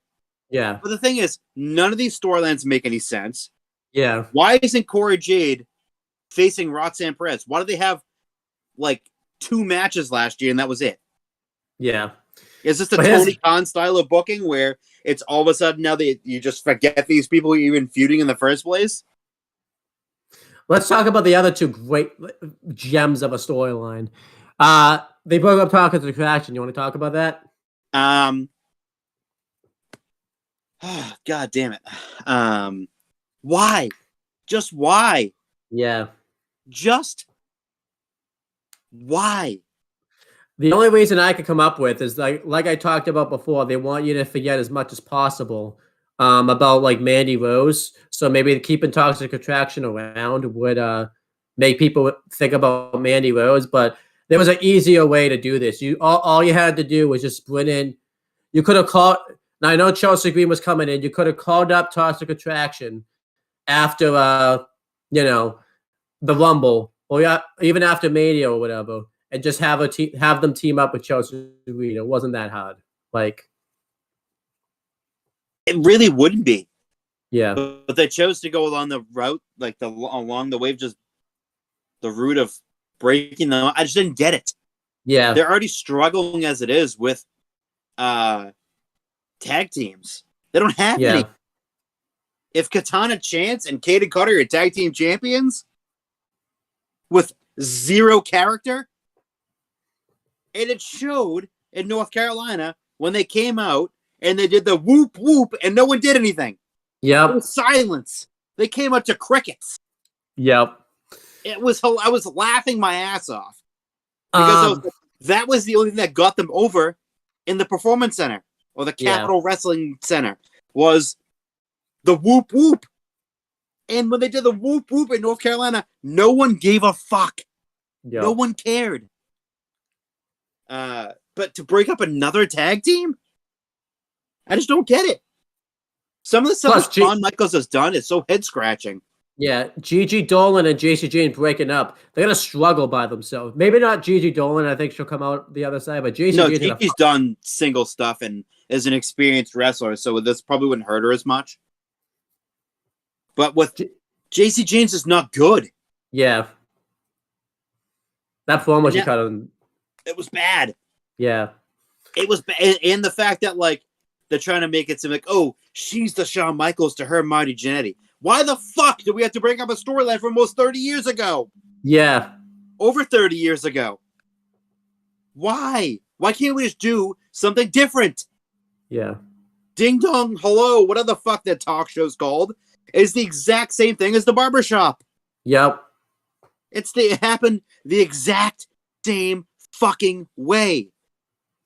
But Gigi didn't get thrown through a fucking window. She got her head kicked in through a door. Yeah. Same setup, too. Both were super kicks. Yep. I want to take this next one. This I don't know what is. This might be my least favorite storyline in all of WWE right now, and that's this Kiana James, Fallon Henley thing. I'm just gonna talk here for a second. So right before Vengeance Day, I knew it was going in this direction too. You heard like Kiana James was on the phone with somebody, and she said, "I love you," and Fallon Henley for like weeks wanted Kiana James to say something to Brooks Jensen. She's like, "You're gonna tell him about the phone call," and of course, Kiana James just never says, "Oh, it was my brother," to Fallon Henley. She's just like, "It's nobody." So obviously, she's gonna be suspicious because of it. Maybe that's the plan, but still, why not just say who it is? But then it would have been funnier if she said that it was my husband. Yeah, because she is legitimately married in real life. Yeah. I do want to point some highlights. There was one funny segment that happened in NXT this week where Javier Bernal came into the Diamond Mine. This was when the Kaylee Ray stuff was going on, and tried to get Tatum Paxley to be his Valentine. I thought it was hilarious when she said, "Thanks, but I'm taken," because that they didn't realize it was hilarious. But I always love it when they do shit like that. Like anytime Zelina Vega had to like comment on any match with Aleister Black when you found out they were married, it was fucking awesome. It was so funny. It's like basically like meta now because of Corey Graves and Carmella. Every time fucking Carmella comes out, he fucking shoots his load. Yeah. But anyhow, so Kiana James, they had a surprise party after Vengeance Day, and Fallon Henley was like pushing for Kiana James to tell Jensen what happened, but she still wouldn't say anything. Jensen apparently doesn't watch the show. Because it's got to be mysterious. Yeah. And Fallon Henley, they're making it seem like doesn't want to say anything because she doesn't want to break Jensen's heart. Then this week, the stupidest storyline ever. Yeah. Then this week, Jensen and Kiana James went out to dinner on Valentine's Day. Now, this hasn't helped because NXT legitimately did the same thing. It was the same day the fucking Mysterios thing ended. So it was like you basically saw that happen twice on Valentine's Day. Like you couldn't have, I get it because it was Valentine's Day, but still. Brooks Jensen, they make him look like a geek because they revealed that he's never kissed a girl and all that type of stuff. Oh, for the longest time, his character was that he was a virgin. Yeah. So Fallon Henley gives her advice about it and stuff and says that if she starts playing with the keys, that means she wants a kiss. Which I don't necessarily think is true, but that just sounds like such a movie trope that they went with, because obviously later on. And then he leaves. And then later on, Fallon Henley says, I can't take this anymore. Because they didn't actually show the date either. They like showed like pictures of the date and all that type of stuff. So Fallon Henley's like, I can't take this anymore, and takes Briggs out there. She doesn't mention to Briggs what's going on too. She's been like very vague to like Briggs. She's like, wait, what are you talking about? She never mentions to Briggs any of this stuff. Like why was she being so fucking vague to Briggs? It's not like she has to say. Why was she keeping it from Briggs? I didn't get that at all. And then they did this like terrible segment on NXT where they went to Kiana James's house, which I don't even think was really her house. I don't know. Where they teased like and the camera work and everything about this was like so bad. Like it's like anything you'd see in like a terrible romance drama type of thing. And right when like Jensen's about to get a first hit, of course, magically Fallon Henley shows up like, no, wait, I gotta tell you something. And she tells Jensen that Kiana James has cheated on her. And the most predictable thing, what does Kiana James say? Oh, that was my brother on the phone. You knew that was coming. You knew that was going to happen. She should have said it was my husband. Yeah. That would have been even funnier. And then they do not only did they end it there, then they have an actor come out and says, "Hey sis, I just took the trash out. Thanks for letting me stay here," and all that type of stuff. Like they had to do that. They couldn't just ended it. First of all, it's stupid to begin with because does a sibling really tell their sibling they love each other? Yeah. Like I felt like that was like I don't tell my sister or my brother that I love them all the time. Not like in public, hang yeah. up the phone, like I love you guys a lot. Like yeah. What? Like it just seemed like so weird. Yeah. I just don't care. Like I just don't care about the storyline. I just do not care. Every time it's on my TV, I'm like, why the fuck is this happening? Why the fuck did Brooks Jensen go from being a guy they made fun of for being a virgin, and now they're making fun of because he hasn't kissed a girl before? Mm-hmm. Like, why is this a thing? Why can't we just have a normal storyline where they're just fucking cowboys who like to drink and like to fight? Why can't that be the fucking storyline? Because that's what part of it was. I know. Just stupid. It's like this storyline just really like jumped the show. And like, now the storyline's going to be that Fallon Henley's the asshole now. Exactly. Now this is going to break up the team, and I don't care about the women's team, like the actual men's tag team itself. Yeah. And they're going to separate themselves from Fallon Henley, who made the team work to begin with. Like I just don't get like. I'm calling this now. I know what match we're getting at NXT Stand and Deliver. It's going to be fucking Brooks Jensen and Kiana James versus Fallon Henley and Josh Briggs. That's going to happen. They're going to do like a mixed tag team match where Josh Briggs takes her side and like Brooks Jensen takes Kiana James' side. And like Brooks Jensen and Kiana James will lose and Kiana James will turn on Jensen. It'll be something stupid like that. Yeah, it'll be something dumb. And then Fallon Henley is going to go be like, see, I told you. Yeah. I told you she was bad. And by the way, you're gonna say, somehow Fallon Henley and Kiana James doing all this will still be the fucking NXT Women's Tag Team Champions, so they won't drop the belts or anything like that either. No, the next week they'll just throw them in the trash and then break up. Yeah.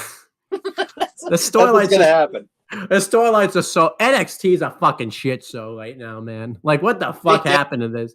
They desperately need to start like getting Adam Cole and Kyle O'Reilly like talent in NXT again. To be honest, I don't even think that matters. They need to take the book away from Shawn Michaels, I think, which they won't because because honestly, you can have all the talent in the world, but if your booking sucks, then it really doesn't matter. Because it's like they need to get, but they definitely need to get like but the funny thing is too, like, are you really going to bring back Adam Cole and Kyle O'Reilly and put them in NXT? Like, they'll go into the main roster if they come back. Yeah. You know that. I'm saying like a talent like that. Yeah. Like when Adam Cole left New Japan and Ring of Honor and Kyle did the same thing. Or when Drew McIntyre came back to NXT. Yeah. Like that type of wrestler, that type of superstar. Yeah. Coming into Impact to sell tickets. We need that, and we need to get the book away from Shawn Michaels. Shawn Michaels would sign the biggest talent in the world. He'll probably sign Roosh, or he'd sign Andrade. I don't even know who the fuck who else. Miro, put him in NXT, and then have him job out in 14-second matches. Yeah, so. To fucking Hank Walker. Yeah.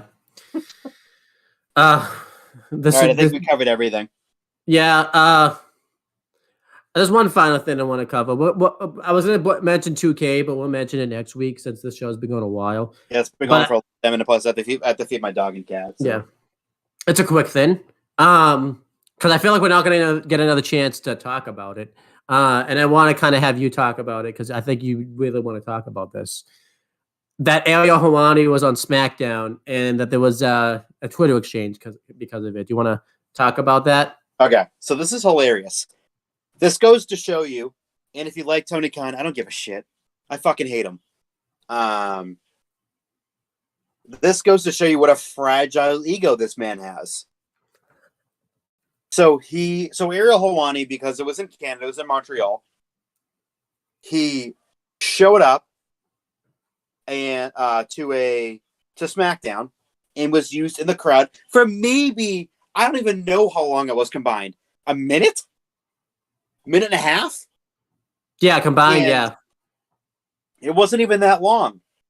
And so fuckface Tony Khan goes on Twitter immediately, shows you he was watching SmackDown, by the way. Yeah. He said, "You're a fraud at Ariel Helwani. You're as a legitimate adverse reporter as Tony Schiavone. Hashtag AEW Rampage." And I saw that, and I was like, what the fuck are you even talking about, dude? Yeah. Like, what the fuck is your problem? Just because Ariel Helwani fucking went on SmackDown when it was in Canada? What is your problem? And then Ariel Helwani clapped back and said, "Thanks for watching, old friend. Can't wait for our next chat. Also, don't listen to the snowman, Schiavone. You're a legend in my books." And then that killed me. And then Tony clapped back with a "Good luck with your unbiased journalism." Yeah. Unbiased journalism. You really got him there, Tony. So I'll just talk about this real quick. I really didn't get this. I didn't make any sense. The biggest thing I think that no one would really talk about, unless they're doing a story, because I haven't watched AEW in a bit, so unless they're doing a storyline right now, why is he undermining one of his own commentators? That doesn't even make any sense. It's not a storyline. It was just out of the blue. I watch it every week. There's nothing that was like, there's no shots that are taken. I don't know what the fuck he was trying to do. Yeah. But also, too, that comes off in the mainstream media as him looking childish. Yeah. And I think it doesn't help because this isn't even a year after all this backstage drama that's been going down with Kenny Omega, with the Elite and CM Punk. I must say Kenny Omega and the Elite, like CM Punk's in the Elite, not Kenny. I don't know what happened there. But it makes that look childish. Like, how does it look if the face of your, like the owner of your company is doing tweets like this and your backstage locker room? Maybe it's better now, but your morale backstage and everything like that is really bad. You've had fights backstage. But I mean, let's also talk about this. The reason why this, I think there's a lot of tension to this is because not that long ago I think we talked about this. It was like our last episode of AEW Spoke that we did, which is the reason I don't even do Spoke anymore. Where Ariel Helwani interviewed Tony Khan and he couldn't get anything out of him and all that type of stuff. That was fucking that was just so dumb. So it's like, I just really don't get it. Like, everyone thinks that like Ariel Helwani is biased towards like WWE. Yes, he's friends with Nick Khan and everything like that. But like, I watched both the Triple H and the Nick Khan interviews that he did, and I talked about this before. Like, everyone says he asked Triple H like easier questions. Remember, he asked Triple H about his health issue last year. You think that's a fucking easy thing for Triple H to talk about? God, he almost died. Do you think he wanted to talk about that? No. Yeah. So it's like, I don't even know, but I just thought it was hilarious, and I figured why I wanted to end with talking about that, because we can talk about 2K again. There won't be really another chance to talk about the Ariel Helwani thing again. So yeah, this get blown over. But yeah, that's that. Like, we could talk about the game in our review if we wanted to. Yeah, but yeah. But let's see if there's any like comments. I don't think there is, but no, I checked recently. There isn't. No, there is. There's one more. There's one more. The deal said Cody needs to help Roman win tonight in a swerve. Prove he's the only one that deserves to take the titles at Mania.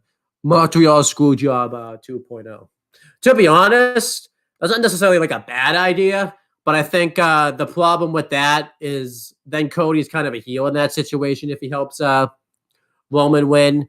And I feel like people will kind of crap. Like, I'm not saying people are crapping on the main event, but I feel like you're kind of a weird dynamic if you do Cody, because then Cody's a tweener. I think they want like a full-fledged like babyface going up against Roman at WrestleMania. That's why it makes sense. The full-fledged babyface and Cody to have the redemption story and come back and beat Roman for the titles. Yeah, I get where that's going, and at the point it's valid, but I just don't think they're going in that direction. Yeah, I don't even think the crowds haven't turned against Cody yet. Yeah, it's been almost a year, and the crowds are still firmly on his side. Yeah. Even with Sammy being as hot as he is. But I think the crowds would turn. That's what I'm saying, though. The crowds would turn on him if they had Cody screw Sammy over. Oh yeah, that's obvious. So, but yeah. So, yeah,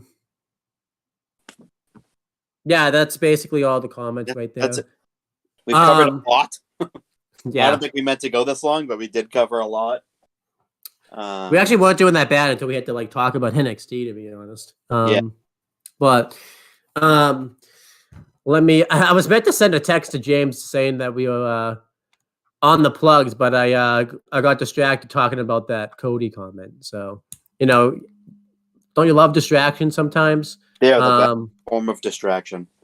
But yeah, so we're gonna cover the game in the next video. And probably the Elimination Chamber review. We'll probably carve out a little bit of we'll be time to talk about that because the review's not going to take us that long to talk about. Yeah. So the show next week, I'm going away the weekend, so I don't want to wait until like the following Monday to talk about Elimination Chamber and stuff. So the show next week is going to be on Thursday. So that's the plan there.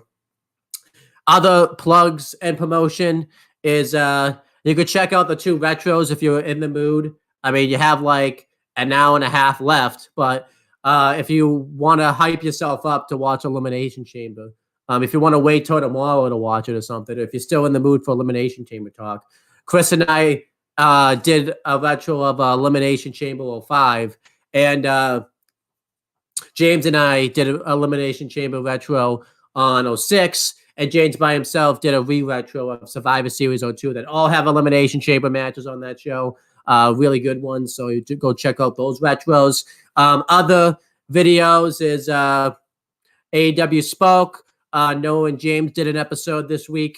We kind of did an episode of AEW Spoke, I guess, a little bit on this show too, by the way.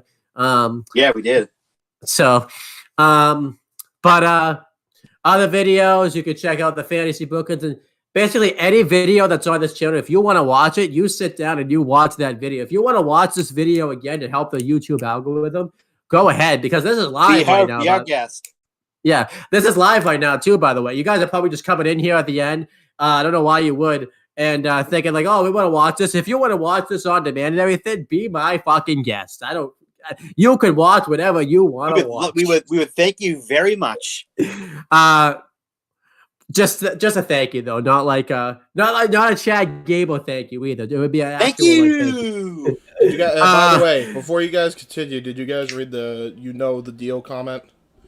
We did, yeah. Okay, cool. Well, unless you did another one. Yeah, we read that. Okay. Yeah. But yeah, and then other videos on the CM Brothers channel. If you want to check out my 400th video, my cousin and I reviewed for 3 hours and just completely shat all over the Netflix Death Note. If you want to hear me rant about something non-wrestling related to show that I have even anger towards stuff non-wrestling sometimes, then be my guest. You want to hear me rant and scream unedited? That's there for you. A channel update video for both the Owen the Talkative and CM Brothers should be coming up pretty soon. Yeah, that's pretty much it for all that stuff. Again, if you want to go watch any other video on that channel, be my guest. You want to go watch me with you, SpongeBob, and drop my phone on a video? Then you be my guest. Chris, if you wanna, is there anything you want to plug or promote or anything like that? Or are you all good? There is. Okay, I'll do some plugging real quick. Not my phone in and out of the charger, but I'll plug this tonight. In case if you didn't know, it's a pretty big show. It's called World Wrestling Entertainment Presents Premium Live Event Elimination Chamber 2023. If you've never heard of it before, you should watch it tonight because you're about to see some fucking magic go on. And I'm not talking about like David Blaine or Copperfield. I'm talking like story magic, harmony, movie magic, fucking greatness. Yeah. Tune in tonight. I'm getting like so Eastern Standard Time. Yeah. To watch Elimination Chamber and get taken on an emotional roller coaster that you. I'm on it right now. I'm on it right now, and I haven't even watched the show yet. We're all pumped. I'm pumped. I'm dancing around my room now because I'm pumped. Oh my gosh, I'm so excited. I'm ready. It's a few hours now. We cut fucking so much time off in the day just to do this. Yeah. I'm pumped. I don't even have any way. I don't even have a. I could say like, I guess talk to you guys later. I can't really use my catchphrase because it's live, but like I'm so speechless right now because of this. We'll talk to you guys later, and since this is being live streamed in the present, talk to you guys in the future. There you go. No, just that's too complicated. Yeah, this storyline just got me so happy and like speechless right now. I can't say. I don't know what to say anymore. All right, we'll just end it. Fuck it. We'll go to the outro screen. Bye. Podcast has concluded. Be sure to check out more group discussion as far as WWE content is concerned, and check out more content from For the Win Productions.